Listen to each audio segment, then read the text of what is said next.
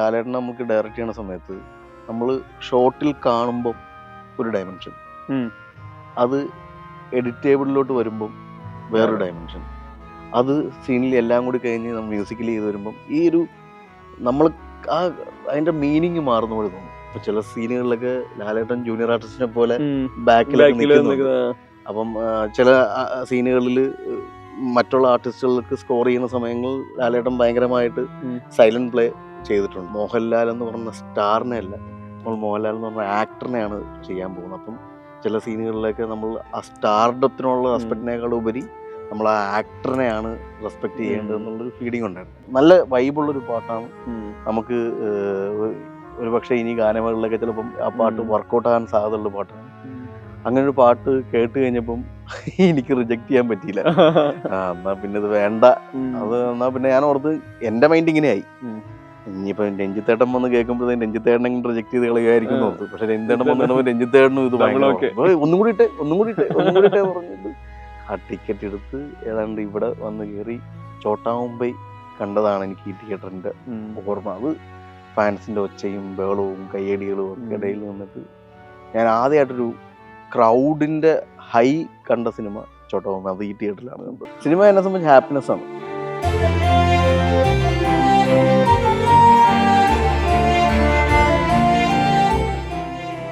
എന്നെ സംബന്ധിച്ച് മോഹൻലാലാണ് നായകൻ. മോഹൻലാലിന് വേണ്ടിയിട്ട് തരുൺ മാറണ്ട, തരുണിന് വേണ്ടിയിട്ട് മോഹൻലാൽ മാറും. അതാണ് മോഹൻലാൽ എന്ന്. ഇന്ന് നമ്മൾ പണിയെടുത്തിട്ട് തിരിച്ചു പോകുമ്പോൾ നമുക്ക് ആലോചിച്ച് ഉറങ്ങാൻ ഒരുപാട് സന്തോഷങ്ങളുണ്ടാവും. മോഹൻലാൽ എന്ന് പറയുന്നതേ ഒരു ഇമോഷനാണ്. പിന്നെ അപ്പോൾ ആ 99 ദിവസം നമുക്ക് ഷൂട്ട് ചെയ്യാൻ, അദ്ദേഹത്തെ ഷൂട്ട് ചെയ്യാൻ പറ്റുക എന്ന് പറയുന്നത്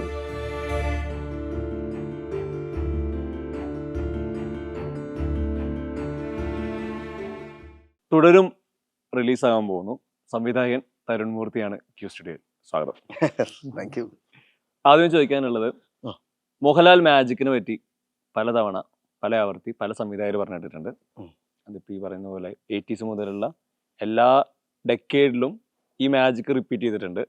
സംവിധായകർ പറയാറുണ്ട് ഇന്ന ഷോട്ടിൽ ഇന്ന സീനിൽ പുള്ളി തരുന്ന ഒരു സർപ്രൈസ് എലമെന്റ്.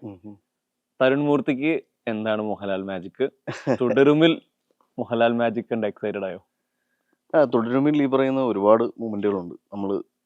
നമ്മൾ പ്രതീക്ഷിക്കുന്ന ഒരു ലെവലിന് മേളിൽ തന്നിട്ട് ഉണ്ടാകുന്ന പെർഫോമൻസ് ഇഷ്ടം പോലെ തവണ.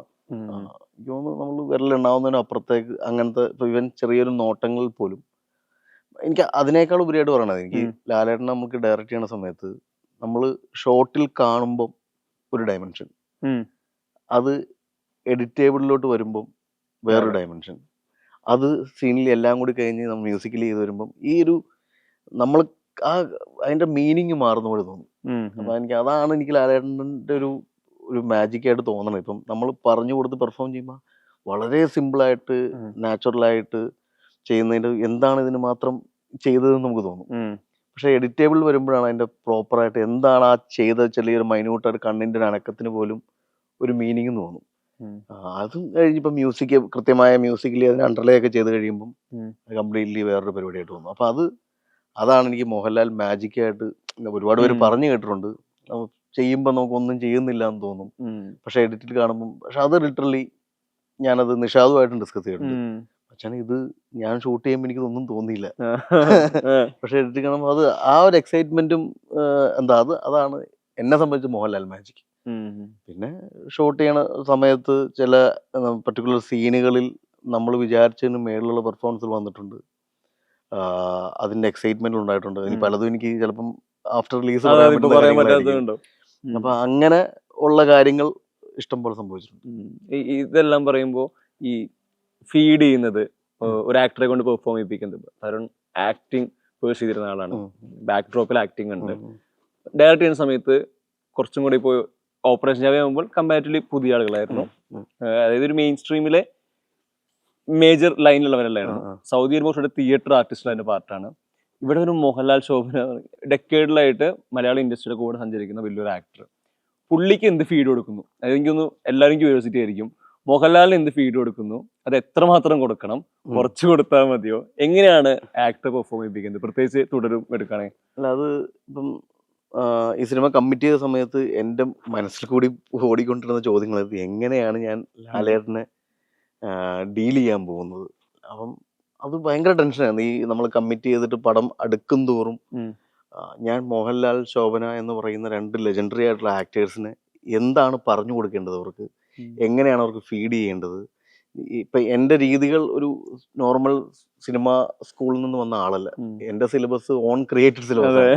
അപ്പം നമ്മളെ സിലബസുകൾ പറയുമ്പോൾ ഇവർക്കിത് മനസ്സിലാവുമോ എന്നൊക്കെ പറയുന്ന ഒരുപാട് ഇൻഫ്യൂരിറ്റീസ് ഉണ്ടായിരുന്നു എനിക്ക്. അപ്പം അതാദ്യം ഞാൻ ബ്രേക്ക് ചെയ്തത്, ഞാൻ ഓൾറെഡി ഇതിൻ്റെ ഒരു ബൗണ്ടഡ് ഫുൾ സ്ക്രിപ്റ്റ് ഞാൻ ഓൾറെഡി ലാലേട്ടനെ ഏൽപ്പിച്ചു വായിക്കണമെന്ന് പറഞ്ഞു.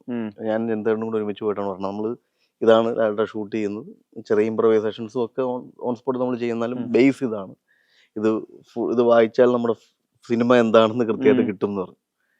അപ്പം അന്ന് ആ മീറ്റിങ്ങിന് ശേഷം ലാലേട്ടൻ സ്ക്രിപ്റ്റ് ഒക്കെ കൊടുത്തതിന് ശേഷം ഞങ്ങൾ ഇരിക്കുന്ന സമയത്ത് രഞ്ജിത്തേട്ടനുണ്ട്, ആന്റണി ചേട്ടനുണ്ട്. അപ്പം എൻ്റെ അടുത്ത് ഇവരിങ്ങനെ ഞാൻ ഭയങ്കര നെർവസ് ആണെന്നുള്ളതൊക്കെ ഇവർക്ക് അറിയാം.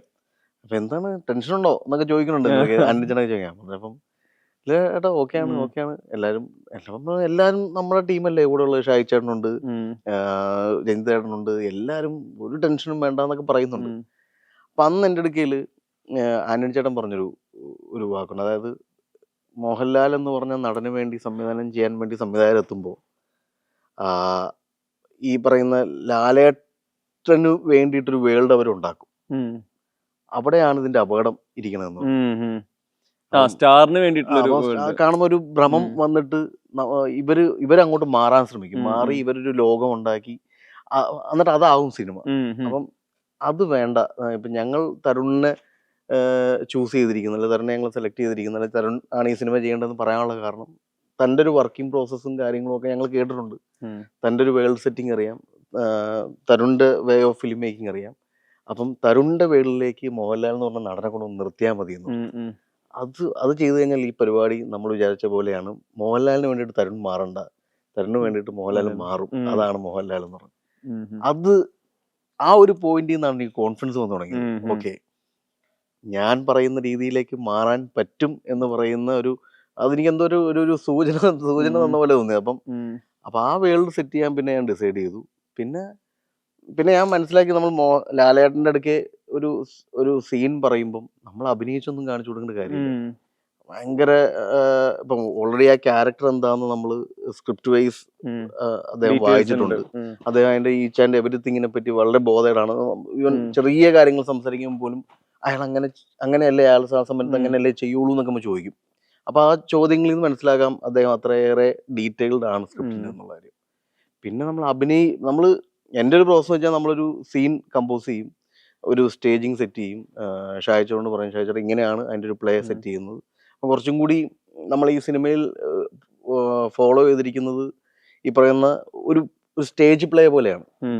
കുറേ കൂടി ക്ലോസുകൾ അപ്പുറം ഇപ്പുറം കട്ട് ചെയ്യണ അപ്പുറത്തേക്ക് ഒരു സ്റ്റേജിങ് സെറ്റ് ചെയ്തിട്ട് നമ്മളൊരു പ്ലേ പോയി അതിനാവശ്യമുള്ള ഷോട്ടുകൾ മാത്രം ക്ലോസുകൾ പോകുന്നതാണ്. അപ്പം മോർ ദാൻ ഒരു സ്റ്റാറിനെയാണ് ഷൂട്ട് ചെയ്യുന്നതിനേക്കാൾ ഉപരിയായിട്ട് ഒരു ആക്ടറിനെ ഷൂട്ട് ചെയ്യുക എന്നുള്ളതായിരുന്നു ഞങ്ങളുടെ എല്ലാവരുടെയും ഉദ്ദേശം.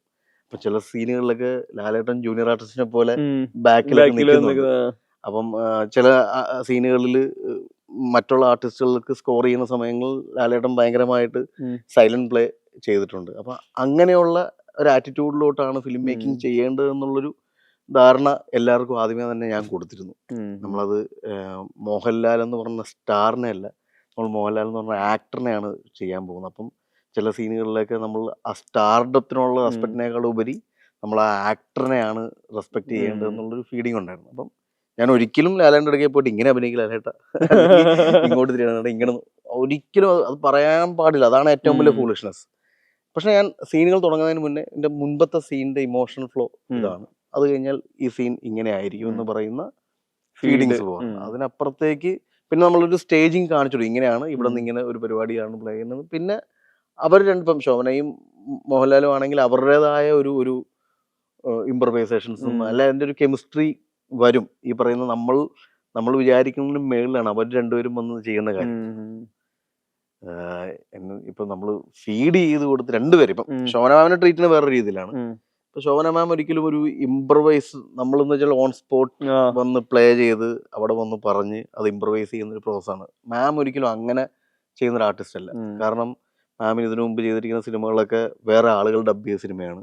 ഇപ്പൊ പെർട്ടിക്കുലർലി ആ ഡയലോഗുകൾ തന്നെ മീറ്ററുകളിൽ പറഞ്ഞ് ശീലിച്ചിട്ടുള്ള ഒരു ആക്ട്രസ് ആണ്. അപ്പൊ ഇത്തവണ ഇത് ചെയ്യാൻ വന്നപ്പോൾ ഞാൻ മാമിനോട് പറഞ്ഞു, മാം തന്നെയാണ് ഡബ് ചെയ്യേണ്ടത്, നമുക്ക് ഓൺ സ്പോട്ട് ഒരുപാട് ഇംപ്രവൈസ് ചെയ്യാം. അപ്പൊ അതുകൊണ്ട് അത് ധൈര്യമായിട്ട് തോന്നുന്ന ഡയലോഗുകൾ ഓൺ സ്പോട്ട് റിഹേഴ്സൽസിന്റെ പറഞ്ഞിട്ട് നമുക്ക് ഓക്കെ ആണെങ്കിൽ ആ ഒരു പ്രോസസ്സ് ആക്ച്വലി മാമിന് കുറച്ച് ഡിഫിക്കൽട്ട് ആയിരുന്നു ആദ്യത്തെ 2 ദിവസം. പുള്ളിക്കാരുടെയും ആദ്യത്തെ ട്രൈ ആണല്ലോ. അപ്പം ആദ്യത്തെ 2 ദിവസമൊക്കെ ആയപ്പോൾ മാം ഇങ്ങനെ ഇത് ഇങ്ങനെയാണോ പുതിയ പിള്ളേരുടെ ഫിലിം മേക്കിംഗ് എന്നൊക്കെ ചോദിക്കണത്. അപ്പം മാം ഇത് ഓക്കെയാണ്. ഞാൻ ഭയങ്കര കംഫർട്ട് ആകുന്നതിന് 2 ദിവസം കഴിഞ്ഞപ്പം മാം എന്നെ ഞങ്ങൾ ഒരു മുറിക്കകത്തിരുന്നപ്പോൾ എൻ്റെ അടുക്കൽ വളരെ സീരിയസ്, ഇതാണ് തരുണ്ട് ഫിലിം മേക്കിംഗ് അല്ലേ, ഇങ്ങനെയാണോ ഇപ്പൊ എല്ലാവരും ഫിലിം മേക്ക് ചെയ്യുന്നത്? മാം എൻ്റെ വേ ഓഫ് ഫിലിം മേക്ക് ഇതാണ്. ഞാൻ സ്ക്രിപ്റ്റിനെ എപ്പോഴും വളരാൻ ഇഷ്ടപ്പെടുന്ന ഒരാളാണ്. ഒരു വൺസ് ഇത് നമ്മൾ ഡെവലപ്പ് ചെയ്തത് ഇത് കഴിഞ്ഞാൽ അതാണ് എൻ്റെ എന്ന് വിശ്വസിക്കുന്നില്ല. എനിക്കും അല്ലെങ്കിൽ ബോറടിക്കും. ഇപ്പൊ ഞാൻ വായിച്ച സ്ക്രിപ്റ്റിനെ ആർട്ടിസ്റ്റ് പെർഫോം ചെയ്യുമ്പം സ്ക്രിപ്റ്റിനുള്ളതിനേക്കാൾ മേളിൽ കിട്ടണം. അത് എഡിറ്റേബിളിലോട്ട് എത്തുമ്പം പെർഫോം ചെയ്തതിനേക്കാളും മേളിൽ ഫീൽ ചെയ്യണം. അത് മ്യൂസിക് ഓരോ സ്റ്റേജിലും ഇതൊരു ഒരിക്കലും അവസാനിക്കാത്ത പ്രോസസ്സാണ് ഈ സ്ക്രീൻ പ്ലേ. അപ്പൊ എനിക്ക് എക്സൈറ്റ്മെന്റ് ഉണ്ടായാൽ ഡബിൽ വരുമ്പോഴും അങ്ങനെയാ. ഞാൻ ചിലപ്പം പുതിയ ഡബുകളൊക്കെ ആഡ് ചെയ്ത് ആ സീൻ ഞാൻ പുതിയ സീനായിട്ട് കാണാൻ ആഗ്രഹിക്കുന്നു, എന്നാലും എനിക്കും ബോറടി ഇല്ലാണ്ടാവും. അപ്പൊ അത് മാം കേട്ടപ്പോൾ എന്നെ ഭയങ്കര കൗതുകത്തോട്ട് തോന്നി. ഓ ഇങ്ങനെയാണല്ലേ, അപ്പൊ എനിക്ക് ഇംപ്രൂവൈസ് ചെയ്യാം. ഓഫ് കോഴ്സ് ചെയ്യാം മാം. പിന്നെ ഒരു 2ാമത്തെ ഡേ മുതൽ മാമും നമുക്കൊപ്പം ട്രാക്കിൽ കയറി ഓൺ സ്പോട്ടിൽ നമ്മൾ പറയുമ്പോൾ ഞാൻ ഇങ്ങനെ ഒരു ഡയലോഗ് പറയട്ടെ എന്നൊക്കെ ചോദിക്കും. അങ്ങനെ രണ്ടുപേരും 2 രീതിയിലുള്ള ആർട്ടിസ്റ്റുകളാണ്. പക്ഷെ എന്നെ സംബന്ധിച്ച് ഭയങ്കര ഭാഗ്യം കിട്ടിയ ഒരു 100 ദിവസങ്ങളായിരുന്നു തുടരുമ്പോൾ ഷൂട്ട്. ഈ മോഹൻലാൽ എന്ന ആക്ടറെയാണ് വാല്യൂ ചെയ്യുന്നത്. സ്റ്റാറിനേക്കാളും മുകളിൽ ആക്ടർ വാല്യൂ ചെയ്യുന്നു, ആക്ടർ റെസ്പെക്ട് ചെയ്യുന്നു. ആ ആക്ടർക്ക് വേണ്ടിയാണ് ഈ സ്ക്രിപ്റ്റ് ഇതിൽ അദ്ദേഹത്തെയാണ് പ്ലേസ് ചെയ്യുന്നത്. ഉറപ്പായിട്ടും ഈ കയറ്റിറക്കങ്ങൾ എല്ലാത്തിലും നമ്മൾ കാണാൻ പോകുന്ന മോഹൻലാൽ എന്ന ആക്ടർ ആയിരിക്കും. എന്നാൽ സിനിമ ജനറേറ്റ് ചെയ്യുന്ന ഹൈപ്പ് എനിക്ക് തോന്നുന്നു ഈ കഴിഞ്ഞ ദിവസങ്ങളിലായിട്ട് ഒരു ടീച്ചർ വരുമ്പോഴാവട്ടെ, ട്രെയിലർ വരുമ്പോഴാവട്ടെ, പോസ്റ്റേഴ്സിലാവട്ടെ, മോഹൻലാലിനെ വളരെ കോമൺ മാനായി ഒരു പോസ്റ്ററിൽ കാണുമ്പോൾ അല്ലെങ്കിൽ ഒരു വിഷ്വലില് ഇയാളുടെ ചലനങ്ങളിൽ വളരെ സാധാരണക്കാരനായി കാണുമ്പോൾ അത് ജനറേറ്റ് ചെയ്യുന്ന ഹൈപ്പ് ഉണ്ട്. അത് നമ്മൾ വർഷങ്ങളായി കണ്ടുകൊണ്ടിരിക്കുന്ന ഈ ലാൽ ഭാവങ്ങളിലെ പ്രധാനപ്പെട്ട ഒരു എലമെന്റ് ആയിരിക്കാം. ഈ സിനിമ ക്രിയേറ്റ് ചെയ്യുന്ന ഹൈപ്പ് അത് സിനിമയുടെ സ്വഭാവമായിട്ട് ചേർന്ന് പോകുന്നില്ല എന്ന് പലതരത്തിൽ തരുൺ ഫേസ്ബുക്ക് പോസ്റ്റുകളില്, കമന്റുകളില്, സ്റ്റോറികളില്, എന്താ ശരിക്കും ഇതിലൊരു ടെൻഷൻ ഫാക്ടർ ആണോ, ഓവർ ഹൈപ്പായി പോകുന്നുള്ള ടെൻഷൻ ഫാക്ടർ അല്ല? ഇപ്പം നമ്മള് മോഹൻലാൽ എന്ന് പറഞ്ഞൊരു ബ്രാൻഡിനെ വെച്ചിട്ട് സിനിമ ചെയ്യുമ്പോൾ ഓഫ് കോഴ്സ് ഹൈപ്പ് എക്സ്പെക്ട് ചെയ്യണം. പക്ഷെ ഇത് എന്നെ വറി ചെയ്യിക്കുന്നത് വെച്ച് കഴിഞ്ഞാൽ നമ്മളിപ്പോ ഒരു പടത്തിനൊരു ജോണർ ഫിക്സ് ചെയ്തിട്ടുണ്ട്, അതൊരു ഫാമിലി ഡ്രാമ ഗണത്തിൽപ്പെടുന്ന ഒരു സിനിമയാണെന്ന് പറഞ്ഞിട്ടുണ്ട്, മോഹൻലാൽ ശോഭന വന്നിട്ടുണ്ട്. പക്ഷെ ഈ ഹൈപ്പിന്റെ ഭാഗമായിട്ട് ജോണറുകൾ മാറ്റി ആളുകൾ ഡിസ്കസ് ചെയ്യുമ്പോൾ എനിക്ക് ടെൻഷനുണ്ട്. കാരണം അത് ചെയ്യാൻ പാടില്ല. ചിലപ്പം എൻ്റെ ഇൻഎക്സ്പീരിയൻസ് കൊണ്ടായിരിക്കാം. ഞാനിപ്പോൾ ഈ പറയുന്ന 3 സിനിമകൾ മാത്രമുള്ളതാണ്. അപ്പം ഞാൻ ഭയങ്കരമായിട്ട് വിശ്വസിക്കുന്നു നമ്മളൊരു ജോണറിൽ ഡിഫൈൻ ചെയ്തൊരു സിനിമ ചെയ്യുമ്പോൾ നമ്മളുടെ മൈൻഡും ഒക്കെ അങ്ങനെയാണ്. ഈ പറയുന്ന പോലെ എൻ്റെ ക്യാരക്ടർ അതിനപ്പുറത്തേക്ക് എന്ത് പുറത്ത് വന്നാലും ചിലപ്പോൾ എനിക്ക് അക്സെപ്റ്റ് ചെയ്യാൻ പറ്റില്ല. അപ്പം ഇതൊരു ഫാമിലി ഡ്രാമ അല്ലെങ്കിൽ അഥവാ ഒരു സോഷ്യൽ ഡ്രാമ ഗണത്തിൽ പെടുന്നൊരു സിനിമയെ നമ്മൾ ട്രീറ്റ് ചെയ്യുമ്പോൾ അത് ഒരു മിസ്റ്ററി ത്രില്ലറാണ്, ഇൻവെസ്റ്റിഗേഷൻ ത്രില്ലറാണ് എന്ന് പറയുമ്പോൾ നമുക്കറിയാം ചിലപ്പോൾ ഇത് വളരെ ചെറിയൊരു സമൂഹത്തിൽ മാത്രം നടക്കുന്ന ഡിസ്കഷൻ ആയിരിക്കാം. പക്ഷെ അത് കാണുമ്പോൾ പോലും അവർ പോലും ഡിസപ്പോയിന്റ് ആവരുതെന്ന് പറഞ്ഞ ഒരു നിർബന്ധ ബുദ്ധി ആസ് എ ക്രിയേറ്റർ എനിക്കുണ്ട്. അപ്പം ജോണറുകൾ മാറ്റി ഡിസ്കസ് ചെയ്യണതിൻ്റെ പ്രശ്നങ്ങൾ മാത്രമേ ഉള്ളൂ. പിന്നെ ഞാൻ വിശ്വസിക്കുന്നത് ഒരു പടത്തിന്റെ ഫസ്റ്റ് ലുക്കിൽ ഒരു പ്രേക്ഷകൻ ഡിസൈഡ് ചെയ്യും ഈ സിനിമ എന്താണെന്ന്, ഈ സിനിമ കാണണമോ വേണ്ടയോ എന്നുള്ളത്. പക്ഷേ നമ്മളുടെ ഫസ്റ്റ് ലുക്ക് ഇറങ്ങുന്നതിന് മുന്നേ തന്നെ ഈ പറയുന്ന ആളുകൾ വേറെ കൈൻഡ് ഓഫ് ഫസ്റ്റ് ലുക്കുകളും കാര്യങ്ങളൊക്കെ അനൗൺസ് പലരും എൻ്റെ അടുത്ത് ചോദിച്ചിരുന്നു, ഇതാണോ ഈ സിനിമ? വേറൊരു പേരൊക്കെ ഇട്ടിട്ട് വേറൊരു മൂഡിൽ വേറൊരു പോസ്റ്റർ ടോണിലൊക്കെ ആയിട്ടപ്പം ഇവർ ചെയ്യുന്നതും ഒരു പക്ഷെ അവരുടെ ലൈക്കിനും അവരുടെ ആർട്ടിനെ അവർ ആഘോഷിക്കുന്നതായിരിക്കാം. പക്ഷെ വേറൊരു രീതിയിൽ അത് സിനിമേനെ ദോഷം ചെയ്യുന്നു എന്ന് ഞാൻ വിശ്വസിക്കുന്നു. പക്ഷെ നമ്മളെന്താ പറയുക, ഇപ്പം ലാൽ സാറിനെ ആരാധിക്കുന്ന ആളുകൾ ലാൽ സാറിന് വേണ്ടിയിട്ട് ഇങ്ങനത്തെ കോൺട്രിബ്യൂട്ട് ചെയ്യുമ്പോൾ നമ്മൾ അതിനെ ക്വസ്റ്റ്യൻ ചെയ്യുന്നതും ഒരു പരിധി വരെ ഇത് അവിടുത്തെ ഏറ്റവും വലിയ നോട്ടപ്പുള്ളി ആകാൻ പോകുന്നത് ഞാനാണ്. പക്ഷെ ഞാൻ സംസാരിക്കുന്ന സിനിമയ്ക്ക് വേണ്ടിയിട്ടുണ്ട്. സിനിമ ഒരിക്കലും മിസ്അണ്ടർസ്റ്റാൻഡ് ചെയ്ത ആളുകൾ കാണാൻ പറ്റരുത്. ഇപ്പം ഞാനൊരു ഫാമിലി ഡ്രാമ ജോണറിലൊരു സിനിമ ചെയ്ത് വെക്കുമ്പോൾ അത് ഫാമിലി ഡ്രാമയായിട്ട് കാണാൻ വന്നു കഴിഞ്ഞാൽ അതിൻ്റെ കിക്കുകൾക്ക് വളരെ ഭംഗിയാണെന്ന് എനിക്കറിയാം.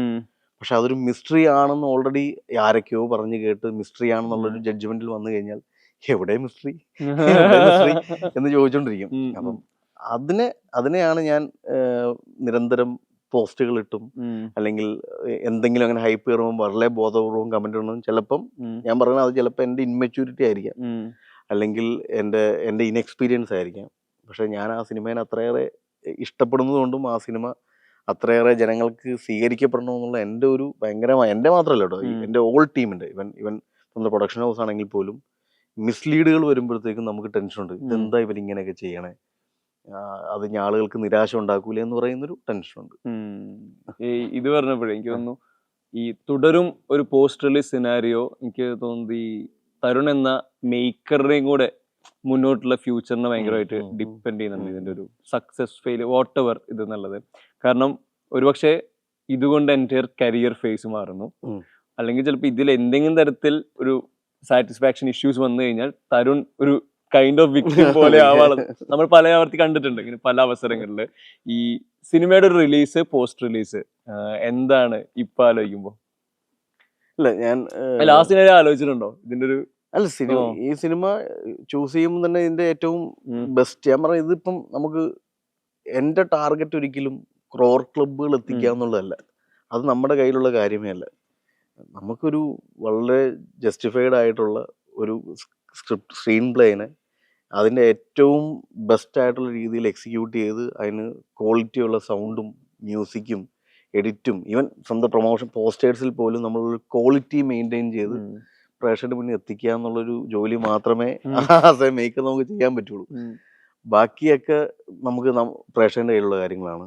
ഞാനത് ഈ ഇപ്പം ഒരുപാട് പേര് മെസ്സേജ് ചെയ്ത് അടുത്ത ഇന്ന ക്ലബിൽ കയറുന്ന സിനിമയാണ്, അതാണ് എൻ്റെ പറയും. ഇപ്പം നമ്മൾക്ക് ഒരു അങ്ങനെയാണെങ്കിൽ ലാലേട്ടൻ്റെ എത്രയോ മികച്ച സിനിമകൾ പണ്ട് പരാജയമായിരുന്നു എന്നൊക്കെ ഇപ്പം ഞാൻ ഡിസ്കസ് ചെയ്യണമെന്ന് ലാലേട്ടൻ്റെ കൂടെ ഇരിക്കുമ്പോൾ തന്നെ ആ സിനിമ അന്ന് ഓടിയില്ല എന്ന് പറയുമ്പോഴും അയ്യോ അത് ഓടിയില്ലേ, അത് ഓടാണ്ടിരിക്കാൻ മാത്രം നമ്മുടെ പ്രായത്തിൽ അത് അറിയില്ലല്ലോ. അപ്പം നമുക്കൊരു ആളുകളെ കൊണ്ട് നല്ലത് പറയിക്കുന്ന, ഇത് കൊള്ളാം, ഇത് നമ്മൾ രസമായിട്ട് ഈ സിനിമ അവർ ചെയ്തിട്ടുണ്ടെന്ന് പറയിക്കുക എന്നുള്ളത് മാത്രമേ ഞങ്ങളുടെ മുന്നിൽ ഇപ്പോൾ ഉദ്ദേശമുള്ളൂ. അതിപ്പം എൻ്റെ ആയാലും രഞ്ജിത്തേൻ്റെ ആയാലും, രഞ്ജിത്തേണ്ടും കഴിഞ്ഞ ദിവസം ഉണ്ടൊക്കെ പറഞ്ഞു പറഞ്ഞാൽ നമുക്കിത് ആളുകളെ കൊണ്ട് ഏറ്റവും നല്ല ക്വാളിറ്റിയിലാണ് അവർ ചെയ്തിരിക്കുന്നത്.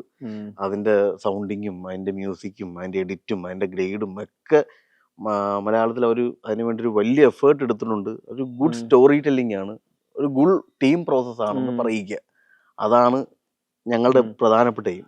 റെസ്റ്റ് ഓഫ് തിങ്സ് എല്ലാം നമുക്ക് വരേണ്ടതാണ്. അപ്പം അതിനെ പറ്റി നമ്മളങ്ങനെ അങ്ങനെ ഒരു പ്രഷർ സിറ്റുവേഷനിൽ അയ്യോ ഇത് കഴിഞ്ഞ് കഴിഞ്ഞാൽ എൻ്റെ ഭാവി എന്താവും എന്നൊന്നും എനിക്ക് അറിയാം. എൻ്റെ ഉപബോധം ഉള്ളിൻ്റെ ഉള്ളിലത് കിടപ്പുണ്ട്. ഇത് പ്രോബബിലിറ്റികൾ ഈ പറയുന്നത് വർക്കൗട്ട് ആയി കഴിഞ്ഞ് കഴിഞ്ഞാൽ എനിക്ക് കിട്ടുന്ന സ്വീകാര്യതയെ പറ്റി, ഇത് വർക്കൗട്ട് ആയില്ല എന്നുണ്ടെങ്കിൽ എനിക്ക് കരിയറിൽ സംഭവിക്കാൻ പോകുന്ന കാര്യത്തെ പറ്റിയൊക്കെ കൃത്യമായ ബോധ്യമുണ്ട്. പക്ഷെ അതറിഞ്ഞുകൊണ്ട് തന്നെയാണ് ഈ റിസ്ക് എടുത്തിരിക്കുന്നത്. ഇപ്പം റിസ്ക് എന്ന് പറയാൻ പറ്റും. ഇപ്പോൾ ഒരു മോഹൻലാലിനെ വെച്ചൊരു സിനിമ ചെയ്യാൻ പറ്റില്ലേ എന്ന് ചോദിക്കുമ്പോൾ എങ്ങനെ പറ്റില്ല എന്ന് പറയും, അല്ലെങ്കിൽ അതുപോലത്തെ ഒരു തിരക്കഥ കിട്ടുമ്പം അത് ചെയ്യാൻ പറ്റില്ല ഒരിക്കലും പറയാൻ പറ്റില്ല.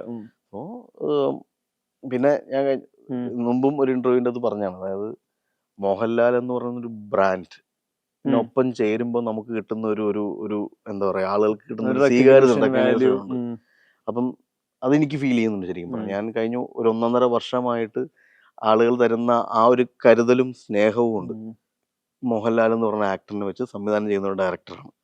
അപ്പം ഞാൻ ഓപ്പറേഷൻ ജാവ ചെയ്തപ്പോഴും അല്ലെങ്കിൽ ഇപ്പം ഈ സൗദി വെള്ളമൊക്കെ ചെയ്തപ്പോഴും ഒക്കെ നല്ല സിനിമയാണ്, അല്ലെങ്കിൽ അതിൻ്റെ പേരിലുള്ള ഒരു ഫാൻ സപ്പോർട്ടും ഒക്കെ നമുക്ക് കിട്ടിയിട്ടുണ്ടെങ്കിൽ പോലും മോഹൻലാൽ എന്ന് പറഞ്ഞ ആളുടെ ഒപ്പം നിന്നുകൊണ്ട് കഴിഞ്ഞ ഏപ്രിലിൽ ഒരു പോസ്റ്റർ അനൗൺസ് ചെയ്ത അന്ന് മുതൽ കിട്ടുന്ന ആളുകളുടെ മെസ്സേജുകൾ, കോളുകൾ, എവിടെയെങ്കിലും പോകുമ്പോൾ അല്ലെങ്കിൽ പബ്ലിക് ഫംഗ്ഷനിൽ കാണുമ്പോൾ ഉള്ള ആളുകളുടെ ചോദ്യങ്ങൾ, ചേർത്ത് നിർത്തലൊക്കെ അത് എന്നോടുള്ള സ്നേഹമല്ല, അത് ആ മനുഷ്യനോടുള്ള സ്നേഹത്തിന്റെ, അദ്ദേഹത്തെ വെച്ചിട്ടൊരു പടം ചെയ്യുന്നതിന്റെ ഒരു ചെറിയ സ്നേഹം നമുക്ക് കിട്ടണം. പക്ഷെ അവിടെ സ്നേഹമുണ്ട്, തരുൺ എന്ന മേക്കർ അത് അച്ചീവ് ചെയ്യാനുള്ള ട്രസ്റ്റ് ഇവര് ഉണ്ട് തരുന്നുണ്ടല്ലോ. ഉണ്ട് ഉണ്ട്. അപ്പോൾ അയാൾ ഇതിനു മുമ്പത്തെ സിനിമകൾ രണ്ടും അയാൾ നല്ലതായിരുന്നു. അപ്പം മൂന്നാമത് സിനിമയും അയാൾ മോശമാക്കില്ല എന്ന് പറയുന്ന ഒരു ട്രസ്റ്റും കൂടി അതിൻ്റെ അതുണ്ട്. അത് ഞാൻ ശരിക്കും നമ്മളത് ആസ് എ ഹ്യൂമൻ അത് എൻജോയ് ചെയ്യുന്നു. അങ്ങനെ ഒരു പരിഗണന അതാണല്ലോ നമ്മുടെ എല്ലാവരുടെയും ഫിലിം ആർട്ടിസ്റ്റിന്റെ ഏറ്റവും വലിയ ഇഷ്ടം എന്ന് പറഞ്ഞാൽ പരിഗണനകളാണ്, അല്ലെങ്കിൽ ഈ പറയുന്ന ചേർത്ത് നിർത്തലുകളാണ്.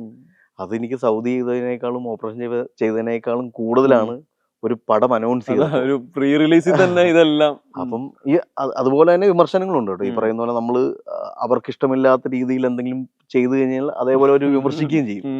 അപ്പം ഈ പ്രീ റിലീസ് സിറ്റുവേഷനിൽ ഇങ്ങനൊരു സ്നേഹവും കരുതലും ഒക്കെയാണ് ഇവർ തരുന്നതെങ്കിൽ ആഫ്റ്റർ റിലീസിൽ ഈ പടം നല്ല രീതിയിൽ വന്നാൽ തരാൻ പോകുന്ന കരുതലിനെ പറ്റിയും ഞാൻ ബോധേഡാണ്. ഇനി അതല്ല, ഇത് വർക്കൗട്ട് ആയില്ലെങ്കിൽ തരാൻ പോകുന്ന കരുതലിനെ പറ്റിയും ആ കരുതലും ഇതെല്ലാം പറഞ്ഞപ്പോഴേ എനിക്ക് പെട്ടെന്ന് ഹിറ്റ് ചെയ്തത് തരുൺ ഭയങ്കര ഇമോഷണൽ ആണെന്ന് എനിക്കറിയാം. ഇപ്പൊ അതിൽ ഇപ്പൊ ഓപ്പറേഷൻ ജാവ കാണുന്ന സമയത്ത് ലുക്കുവിന്റെയും ബാലുവിന്റെയും അവരുടെ സ്റ്റോറി ലൈനിൽ നമ്മളെ ഹുക്ക് ചെയ്യുന്ന ഇമോഷണലി ഭയങ്കര വിഷമിപ്പിക്കുന്ന കുറെ പോയിന്റുകളുണ്ട്. സൗദികളിലേക്ക് ഒരു ഉമ്മയുടെ നറേറ്റീവിൽ നമ്മളൊരു പോയിന്റിൽ തകർന്നു പോകുന്നുണ്ട്. തുടരും വരുന്നു.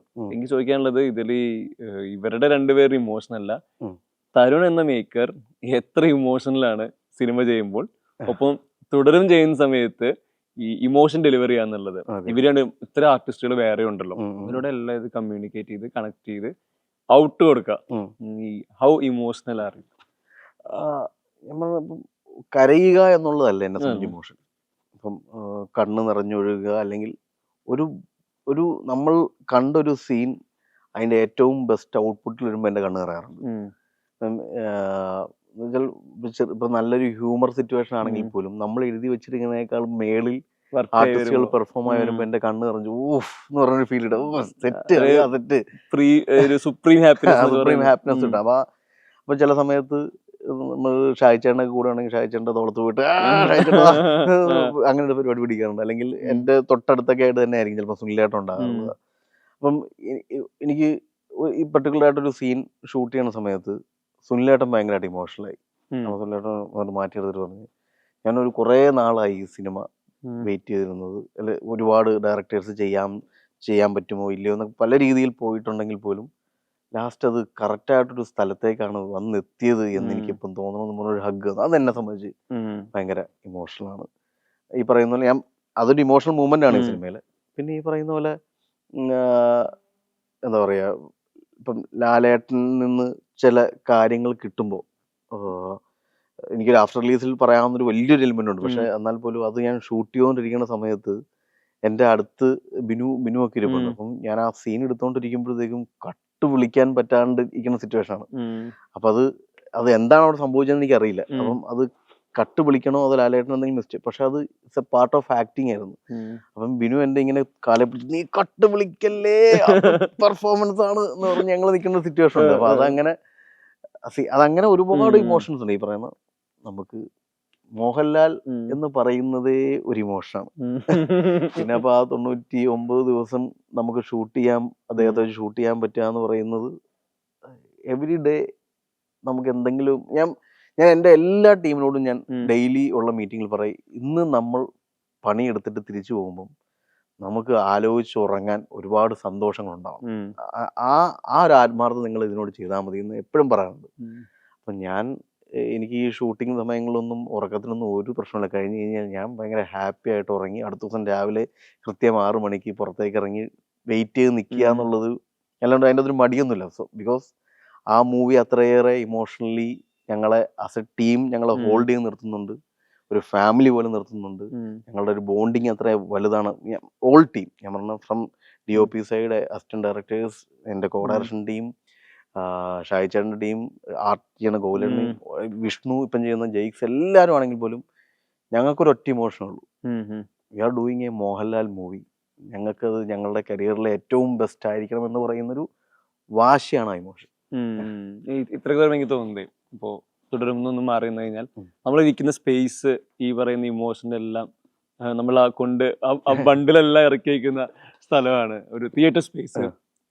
തിയേറ്ററിലെ മാജിക് എല്ലാം പറഞ്ഞിട്ടുണ്ട്. ഈ തിയേറ്ററിൽ തരുണ്ട ഒരു ഫേവറേറ്റ് മൊമെന്റ് എന്തായിരിക്കും?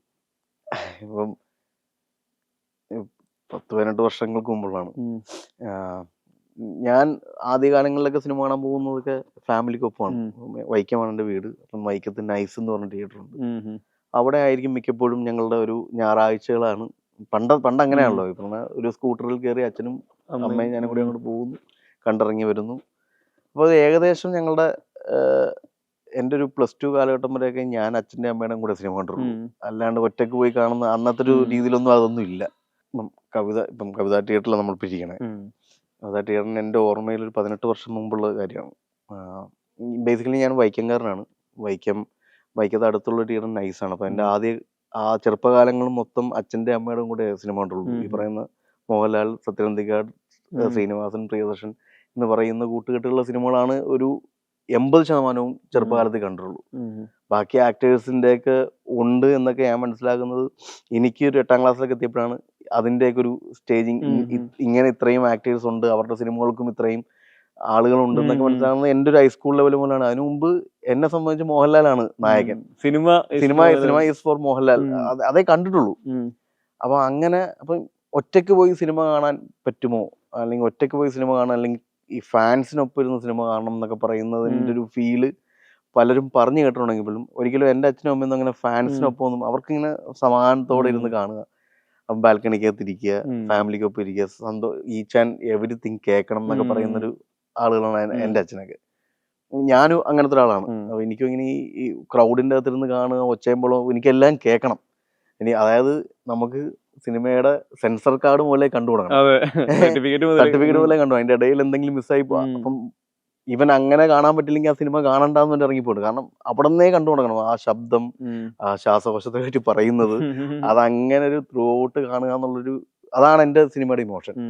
അപ്പം ഞാൻ ഒരു എൻട്രൻസ് കോച്ചിങ് ഒക്കെ ചെയ്ത് കഴിഞ്ഞ സമയത്ത് ഞാൻ ആദ്യമായിട്ട് സിനിമ കാണാൻ തീരുമാനിച്ചു, ഒറ്റയ്ക്ക്. അപ്പം ഈ എറണാകുളത്താണ് ഞാൻ ആ സമയത്ത് എൻട്രൻസ് കോച്ചിങ് ചെയ്യണേ. അതെല്ലാം കഴിഞ്ഞതിന് ശേഷം ഇപ്പോൾ ചോട്ടാ മുംബൈ ഇറങ്ങുവാണ്. 17 വർഷമാണ്. 18 വർഷം ഏതാണ്ട് ഇതുപോലൊരു വിഷുക്കാലം. സൂപ്പർ. അപ്പൊ ഞങ്ങളുടെ എൻട്രൻസ് കോച്ചിങ് ഒക്കെ കഴിഞ്ഞ് ഞാനപ്പം എൻ്റെ കയ്യിലുള്ള പൈസയൊക്കെ ആയിട്ട് ഇവിടെ വന്നു. അപ്പൊ നോക്കുമ്പോൾ വലിയ ക്രൗഡാണ്. അപ്പൊ അങ്ങനെ ക്യൂവിലൊന്നും ഞാൻ നിന്നിട്ടില്ല. ഞാനിവിടെ ക്യൂവിലൊക്കെ നിന്ന് ടിക്കറ്റ് കിട്ടുമോന്ന് അറിയില്ല.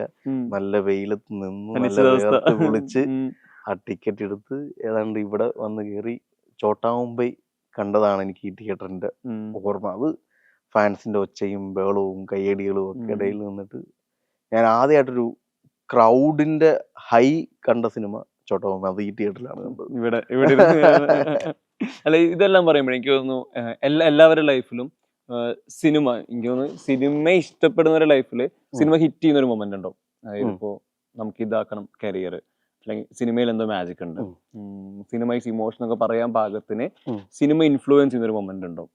ഒരു സിനിമ പാരഡൈസ് മൊമെന്റ് എന്നൊക്കെ പറയുന്ന പോലെ തരുൺ അങ്ങനെ ഒരു ഇൻഫ്ലുവൻസ് ചെയ്ത cinema, maker, scene, shot, music എന്തായിരിക്കും ശരിക്കും? എവിടെയായിരിക്കും അത്?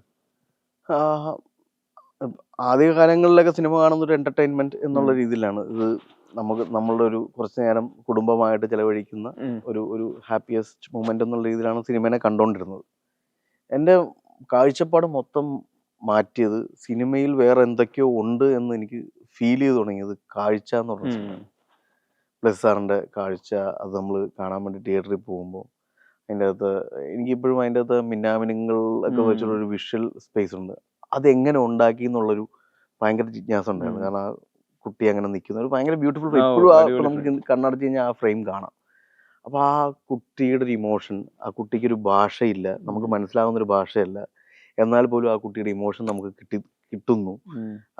അയാൾ സിനിമേനെ സ്നേഹിക്കുന്ന ഒരാൾ, ഈ പറയുന്ന പ്രൊപ്പറേറ്ററായിട്ട് എല്ലാ സ്ഥലങ്ങളിലും പോയി സിനിമകൾ നടത്തുന്ന ഒരാൾ, ആ ഫാമിലി കുട്ടനാട് പോലത്തെ ഒരു ബാക്ക്ഗ്രൗണ്ട്, അങ്ങനത്തെ ഒരു ഫാമിലി നമുക്കറിയാം. വള്ളം എന്നൊക്കെ പറഞ്ഞാൽ എനിക്ക് അത് ഭയങ്കര ഒരു പുതിയ അനുഭവമായിട്ട് തോന്നി. സിനിമ എന്ന് പറയുന്നതിനെ, സിനിമയിൽ ഒരു മോർ ദാൻ എൻ്റർടൈൻമെൻറ്റ് ഒരു മാജിക് ഉണ്ടെന്ന് ആദ്യം എനിക്ക് ഫീൽ ചെയ്തത് കാഴ്ച എന്ന് പറഞ്ഞ സിനിമയാണ്. ഇപ്പോഴും കാഴ്ച കണ്ടതിന് ശേഷം ആ ക്ലൈമാക്സിൽ മമ്മൂക്ക വന്നിങ്ങനെ ചോദിക്കുക ക്യാരക്ടർ ആരെങ്കിലും ഇല്ലാന്നുണ്ടെങ്കിൽ ഈ നമ്പറിൽ വിളിച്ചാൽ മതി എന്ന് നമ്മൾ ഒരു കൃതാവിനോട് ചേർന്ന് വെച്ചൊരു മീശുള്ളൊരു മനുഷ്യനാണ് ഗുജറാത്തി പോലീസ്. ആ ക്യാരക്ടറിന്റെ മുഖം എനിക്ക് എൻ്റെ മനസ്സിൽ ഇപ്പോഴും ഉണ്ട്. അയാൾ ആ ഇത് വെച്ചിട്ട് വിളിക്കാമെന്നൊക്കെ പറഞ്ഞിട്ട് ഇങ്ങനെ ചുരുട്ടിയിട്ട് വേസ്റ്റ് ബിന്നിലോട്ട് ഇടുന്ന പോയിന്റ്. ഇപ്പം ആ സിനിമ വേണമെങ്കിൽ സാർ ആരും വന്ന് വിളിച്ചില്ലെങ്കിൽ ഞാൻ വന്ന് കൊണ്ടുപോയിക്കോളാം എന്ന് പറയുന്ന പോയിന്റിലും ആ സിനിമ അവസാനിപ്പിക്കാം. അതും ഭയങ്കര ബ്യൂട്ടിഫുൾ എൻഡിങ് ആണ്. കാരണം ആ നായകന്റെ ഏറ്റവും നല്ല ഒരു മനസ്സ് കാണിക്കുന്ന രീതിയിലും അങ്ങനെ ഒരു എൻഡിങ് ഉണ്ട് ആ സിനിമയ്ക്ക്. പക്ഷെ അതല്ലാണ്ട് അത് ചുരുട്ടിക്കൂട്ടി വേസ്റ്റ് ബിന്നിലോട്ട് ഇടുമ്പോൾ ഈ അതിന് ഒരുപാട് ഡയമെൻഷൻസ് ഉണ്ടായി. അപ്പോഴൊക്കെയാണ് ഇങ്ങനെ ആ ചിന്തകളൊക്കെ എൻ്റെ ഉള്ളിൽ. അപ്പം ഫോർ മീ കാഴ്ച എന്നിലെ ഒരു ഫിലിം എന്തൂസിയാസിനെ അല്ലെങ്കിൽ മേക്കറിനെയൊക്കെ ഏതോ സമയത്ത് ഇങ്ങനെ ഉണർത്തിയിട്ടുണ്ട്. പിന്നെയാണ് ഞാൻ എഴുതണമെന്നൊക്കെ തീരുമാനിച്ച സമയത്ത് ആദ്യമായിട്ടും മേടിച്ച് വായിക്കുന്ന പുസ്തകവും കാഴ്ചയുടെ തിരക്കഥ. അപ്പം എനിക്ക് തോന്നുന്നു കാഴ്ചയാണ് ഫോർ മീ ഒരു ഭയങ്കരമായ ഒരു സിനിമ പാരഡോസ് ഓഫ് മൂവ്മെന്റ് എന്ന് പറയാവുന്ന ഒരു മൂവി. ഈ കാഴ്ച ഇതെല്ലാം പറയുന്നു. അവിടുത്തെ മേക്കറായിട്ടുള്ള ജേണി ഒരു സ്റ്റേജിൽ നിന്ന് വരുന്നു. 3 സിനിമകൾ, ഓപ്പറേഷൻ ജാവയാണ്, സൗദി ആണെങ്കിലും കുറച്ചുകൂടി ചെറിയ സ്കെയിലിൽ വരുന്ന സിനിമകളാണ്. തുടരും വരുമ്പോഴത്തേക്കും ഇതിന്റെ റെസ്പോൺസിബിലിറ്റി കൂടുതലാണ്. ചോദിക്കാനുള്ളത്, ഒരു സിനിമ ക്രിയേറ്റ് ചെയ്യുന്നത്, അത് കൺസ്ട്രക്ട് ചെയ്യുന്നതിനൊക്കെ അപ്പുറത്തേക്ക് ഈ റെസ്പോൺസിബിലിറ്റി ഹാൻഡിൽ ചെയ്യുന്നത്, അതിപ്പോ ഒരു ഡേ 1 ഓഫ് പ്രീ പ്രൊഡക്ഷൻ മുതൽ ഫസ്റ്റ് ഷോ വരെ ഈ റെസ്പോൺസിബിലിറ്റി ഭയങ്കര ഭീകരമാണ്. ഈ റെസ്പോൺസിബിലിറ്റി മാനേജ് ചെയ്യുന്നത്, അതിന് സ്ട്രെസ് ഫാക്ടർ ഉണ്ടോ, ടെൻഷൻ ആണോ, എങ്ങനെയാണ് ഹാൻഡിൽ ചെയ്യുന്നത്? വൺസ് ഞാനൊരു ടീമിൽ ആയിക്കഴിഞ്ഞ് കഴിഞ്ഞാൽ ഞാൻ എൻ്റെ ടീമിനെ 100% വിശ്വസിക്കും. അപ്പം ഞാൻ ഒരു സിനിമാറ്റോഗ്രാഫർ സൈഡിൽ ഷായിച്ചേട്ടനെ പോലത്തെ ആളാണ് ഇപ്പം തുടർവിൽ വന്നിരിക്കുന്നത്. ഇതിനു മുമ്പ് ശരണായിരുന്നു, അതിനു മുമ്പ് ഫായി ആയിരുന്നു. ഇവരോടൊക്കെ എന്തായിരുന്നു എൻ്റെ അപ്രോച്ച് എന്ന് പറഞ്ഞു കഴിഞ്ഞാൽ, എൻ്റെ കണ്ണാണ് നിങ്ങൾ. അപ്പം എൻ്റെ മനസ്സിലെ സിനിമ എന്താണെന്ന് ഞാൻ അവരോട് പറഞ്ഞുകൊണ്ടേയിരിക്കും. ഇങ്ങനെയാണ് അങ്ങനെയാണ്. എനിക്ക് അല്ലാണ്ട് അതിനൊരു ഭയങ്കര ടെക്നിക്കൽ ആസ്പെക്റ്റിലൊന്നും പറയാനൊന്നും എനിക്കറിയില്ല. ഞാൻ എൻ്റെ മനസ്സിലുള്ള സിനിമ പാലറ്റുകൾ, അതിൻ്റെ മൂഡ്, അതിൻ്റെ ഒരു പ്ലേയുടെ ഒക്കെ സ്ട്രക്ചറൊക്കെ ഇങ്ങനെ പറഞ്ഞുകൊണ്ട്, ചിലപ്പം ചില സിനിമകളുടെ റെഫറൻസുകൾ വെച്ചിട്ടാണെങ്കിൽ അവരെ കണക്ട് ചെയ്യിച്ചുകൊണ്ടേയിരിക്കും. ദെന്നാണ് നമ്മൾ അതിൻ്റെ ഒന്നൊരു ഔട്ട്പുട്ടിലോട്ട് എത്തിക്കുന്നത്. അപ്പം ഇതിപ്പം ഷായിച്ചേട്ടനെ പോലത്തെ ഒരാൾ എൻ്റെ കൂടെ ഉള്ളപ്പോൾ, ഷായിച്ചേട്ടൻ്റെ സിനിമാസ്കേപ്പുകൾ ഭയങ്കര സിനിമാറ്റിക് ഫ്രെയിമുള്ള വലിയ സിനിമകൾ ചെയ്തിട്ടുള്ള ആളാണ്. അപ്പോൾ ഈ സിനിമയ്ക്ക് ലാലേട്ടനെ പോലത്തെ ഒരു ആർട്ടിസ്റ്റ് വരുമ്പോൾ ഈ സിനിമയ്ക്കും അങ്ങനത്തെ ഒരു സ്കേപ്പ് വേണം. എന്നാൽ അതിൻ്റെ അകത്തൊരു ഭയങ്കര റിയലിസ്റ്റിക് സ്വഭാവം വേണം. അപ്പം ഞാൻ ആദ്യം മുതൽ തന്നെ ഞാൻ വിശ്വസിച്ചിരുന്നു ഷായിച്ചേട്ടൻ വന്നുകൂടി. അപ്പം എൻ്റെ ഒരു റിയലിസ്റ്റിക് ആയിട്ടുള്ള അപ്രോച്ചും ഷായിച്ചേട്ടൻ്റെ ഒരു സിനിമാറ്റിക് ആയിട്ടുള്ള അപ്രോച്ചും കൂടി ചേരുമ്പോൾ ഇതിൻ്റെ വേറൊരു സ്വഭാവം, അത് ഈ സിനിമയ്ക്ക് ഒരു ഗുണം ചെയ്യുമെന്ന് തുടക്കം പോലെ തന്നെ വിശ്വസിച്ചു. അതിൻ്റെ ഒരു ബ്ലെൻഡ് ഇപ്പം കാണുമ്പം, ഇപ്പം ഞാനല്ലത് പറയണ്ടേ, എന്നാൽ പോലും എനിക്ക് എൻ്റെ ഈ സിനിമയിൽ ഒരു പ്രധാനപ്പെട്ട ഹൈ എന്ന് പറയുന്നത് ഷായിച്ചേട്ടൻ്റെ എൻ്റെയും കൂടി ഒരു കോമ്പിനേഷനിലുണ്ടായി വന്നിരിക്കുന്ന ഒരു ഫ്ലേവറാണ് ഇതിൻ്റെ അകത്തുണ്ടായി വന്നിരിക്കുന്നത്. പിന്നെ ഇപ്പം ജെയ്ക്സിനെ ഞാൻ പരിപൂർണമായിട്ട് ഓപ്പറേഷൻ ജാവൽ എൻ്റെ കൂടെ ഉള്ള ആളാണ്. ജെയ്ക്സിൻ്റെയും എൻ്റെ ഫീഡിങ്ങുകൾ ഇമ്പോർട്ടൻ്റ് ആണ്. ജെയ്ക്സിന് ഞാൻ ഈ സിനിമയ്ക്ക് പറയുന്ന കുറച്ച് ഫോക്കി ആയിട്ടുള്ള താളങ്ങൾ, അല്ലെങ്കിൽ ഈ പറയുന്ന സിനിമയിൽ നമ്മൾ യൂസ് ചെയ്യേണ്ട സൗണ്ടിൻ്റെ ഒരു പാലറ്റ് ഉണ്ട്. വെറുതെ എന്തെങ്കിലും ചെയ്തു തന്നോളൂ എന്നുള്ളതല്ല. അപ്പോൾ അത് ഡെയിലി പോയി നമ്മൾ സ്ക്രൂ ചെയ്ത് കഴിഞ്ഞ് കഴിഞ്ഞാൽ പിന്നെ ജെയ്ക്സ് തരുന്നതൊക്കെ ഞാൻ എക്സ്പെക്ട് ചെയ്യുന്നത് മേളിലാണ്. ഇവൻ ഇപ്പം കൺമണിപ്പൂവേ എന്ന് പറയുന്നൊരു പാട്ട് ഇപ്പം എല്ലാവരും സ്വീകരിച്ചൊരു പാട്ടാണ്. അതിൻ്റെ പ്രോസസ് ആണെങ്കിലും ജെയ്ക്സ് എന്ന് പറയുന്ന മ്യൂസിഷ്യൻ്റെ കയ്യിൽ നിന്ന് ഇന്നേ വരെ ഒരു കൺമണിപ്പൂവേ പോലത്തെ പാട്ട് കരിയറിൽ ഉണ്ടായിട്ടില്ല. അപ്പൊ ഞാൻ ജെയ്ക്സിനൊക്കെ പറയുമ്പോൾ പോലെ പറഞ്ഞു, ജെയ്ക്സ് ഇത് നിങ്ങളുടെ കരിയറിൽ ഇത് ചെയ്ത് കഴിഞ്ഞ് കഴിഞ്ഞാൽ നാട്ടുകാർ ജെയ്ക്സ് തന്നെ ചെയ്താണോ എന്ന് ചോദിക്കാം. അതാണ് എൻ്റെ ഫീലിംഗ്. അപ്പം ജെയ്ക്സേ അതെന്താ അങ്ങനെ എന്തെങ്കിലും ചോദിക്കും. അപ്പൊ ഞാൻ നമ്മള് നൊസ്റ്റാൾജിയ ഈ പറയുന്ന പോലെ, നമ്മൾ ഇതിനു മുമ്പ് നമ്മൾ ആ പാട്ട് കേട്ടതിന് ഇതിനു മുമ്പ് നമ്മൾ എവിടെയൊക്കെയോ കേട്ടുള്ള പാട്ടിനോട് സിമിലർ അങ്ങനെ കേട്ടുള്ള പാട്ട് പോലെ തോന്നണം. എല്ലാ പ്രായക്കാർക്കും പാടാൻ പറ്റും, ഭയങ്കര സിമ്പിൾ ആയിരിക്കണം. അങ്ങനെ ജെയ്ക്സ് ഒരു നല്ല രീതിയിൽ കഷ്ടപ്പെട്ടൊരു പാട്ടാണ് കൺമണിപ്പൂവേ. ഒരുപാട് ക്രാക്ക് ചെയ്യാൻ നോക്കി. ആദ്യം ചെയ്ത സംഭവങ്ങളൊന്നും നമുക്ക് കണക്ട് ആയി വന്നില്ല. ഏതോ ഒരു മൊമെന്റിലാണ് പെട്ടെന്ന് കൺമണിപ്പൂവയുടെ ഒരു അത് ഞാൻ തൊടുപുഴയിൽ ഷൂട്ടിംഗ് നടന്നുകൊണ്ടിരിക്കുമ്പോഴാണ് ജെയ്ക്സും ഹരിനാരായണനും കൂടെ വീഡിയോ കോൾ വിളിച്ചിട്ട് ഒരു സാധനം ഞാൻ ക്രാക്ക് ചെയ്തിട്ടൊന്ന് കേട്ട് നോക്കുന്നു പറഞ്ഞ് ഒരു സംഭവം. അതിൻ്റെ അത് ആ കിളിപ്പൂമകളെ എന്ന് പറയുന്ന ഏരിയയാണ് ഇവർ ആദ്യം പാടിക്കുന്നത്. അത് കേട്ടപ്പോഴേ ഞാൻ പറഞ്ഞു, ഇത് എവിടെയൊക്കെയോ നമ്മളെ ചെറുപ്പകാലം ഓർമ്മിപ്പിക്കുന്ന കാര്യങ്ങളാണ്. ഞാൻ പറഞ്ഞത് അത്രയേറെ ട്രസ്റ്റ് ചെയ്യുന്നു അവരിൽ നിന്ന് അത് ഉണ്ടാകുമെന്ന്. ഇപ്പം ഇവൻ ഷഫീഖായാലും നിഷാദായാലും എഡിറ്റർ സൈഡിലും ഞാൻ 100% വിശ്വസിക്കുന്ന ആളാണ് എൻ്റെ എഡിറ്റർ. അപ്പോൾ എഡിറ്ററോടും ഞാൻ എൻ്റെ സിനിമ എന്താണെന്ന് കൃത്യമായിട്ട് കമ്മ്യൂണിക്കേറ്റ് ചെയ്ത് കഴിഞ്ഞാൽ അവർ ആ താളത്തിൽ എത്തിക്കഴിഞ്ഞ് കഴിഞ്ഞാൽ ആ താളത്തിന് പുറത്തേക്ക് ഒരിക്കലും അവരൊരു ഷോട്ട് കണ്ടെത്തിയല്ല, അല്ലെങ്കിൽ അങ്ങനത്തെ ഒരു ട്രീറ്റ്മെന്റ് ഒരു ടേബിളിൽ കൊണ്ടുവരില്ല. അതുപോലെ തന്നെ വിഷ്ണു ഗോവിന്ദ്. അപ്പം ഞാൻ സൗണ്ട് എൻ്റെ റെസ്പോൺസിബിലിറ്റി എന്ന് പറയുന്നത് ഞാൻ എൻ്റെ ടീം തന്നെയാണ് എൻ്റെ റെസ്പോൺസിബിലിറ്റി എന്ന് വിശ്വസിക്കുന്നു. അവരെന്നെ അത്രയേറെ even from the A D team അടക്കം അല്ലെ ബിനു അടക്കമുള്ള എൻ്റെ ഒരു വലിയ ഡയറക്ഷൻ ടീമുണ്ട്, കോർ ടീമുണ്ട്. അവരെനിക്ക് തരുന്നൊരു ഒരു ഒരു ആത്മബലമുണ്ട്. ഒരു ഒരു കൺഫ്യൂഷൻസ് ഒരിക്കലും സെറ്റിൽ വന്നിട്ട് ഇതെങ്ങനെ ഷൂട്ട് ചെയ്യും എന്ന് പറഞ്ഞിട്ട് നമ്മൾ ചിലപ്പോൾ ഷൂട്ട് ചെയ്യുന്നതിന് മുമ്പ് ഉള്ള ദിവസങ്ങൾക്ക് ഇത് എന്ത് ചെയ്യും എന്നൊക്കെ, പക്ഷെ അങ്ങനെ കൺഫ്യൂഷൻ വന്നു കഴിഞ്ഞ് കഴിഞ്ഞാൽ കൃത്യമായിട്ട് ടീം മീറ്റിങ്ങുകൾ കൂടി നമ്മളിൽ ക്ലാരിറ്റി വരുത്തി, വൺസ് ക്ലാരിറ്റി വരുത്തിയതിന് ശേഷം മാത്രമേ നമ്മൾ മുന്നോട്ട് ഇറങ്ങാറുള്ളൂ. അപ്പം ചോദിച്ച റെസ്പോൺസിബിലിറ്റി പിന്നെ നമ്മൾ അതിൽ നിന്ന് മാറി അപ്പോൾ ഈ റെസ്പോൺസിബിലിറ്റി ഞാൻ ഇപ്പം നമ്മുടെ ലൈഫിൽ നിന്ന് തന്നെയാണ് അതിൻ്റെ ഓരോ റെസ്പോൺസിബിലിറ്റിയുടെ ഓരോ പ്രോസസ് എടുക്കണം. ഇപ്പം കോളേജിൽ പഠിപ്പിച്ചിട്ടുണ്ട്, കോളേജിൽ പഠിപ്പിക്കുന്ന സമയത്ത് തന്നെ അവിടെ ഒരുപാട് ഇവന്റുകൾ കോർഡിനേറ്റ് ചെയ്തിട്ടുണ്ട്. അല്ലെങ്കിൽ ഒരു തിയേറ്ററിന്റെ ബാക്ക്ഗ്രൗണ്ട് ഫാമിലിയിലുണ്ട്, അല്ലെങ്കിൽ കഥകളിയുടെ ബാക്ക്ഗ്രൗണ്ട് ഉണ്ട്. അപ്പം ഒരു ആർട്ട് ഫിലിം ചെയ്താണ് തുടങ്ങി. അപ്പം ഞാൻ എൻ്റെ റെസ്പോൺസിബിലിറ്റിയുടെ സിലബസ് ഒക്കെ സെൽഫ് മെയ്ഡാണ്. എൻ്റെ വേ ഓഫ് രീതിയിലാണ് ഞാൻ സംസാരിക്കുന്നത്. ഞാൻ ടീം മീറ്റിങ്ങുകൾ കൂടാറുണ്ട്, ഫ്രീക്വൻ്റ്ലി കൂടുന്ന ആളാണ്.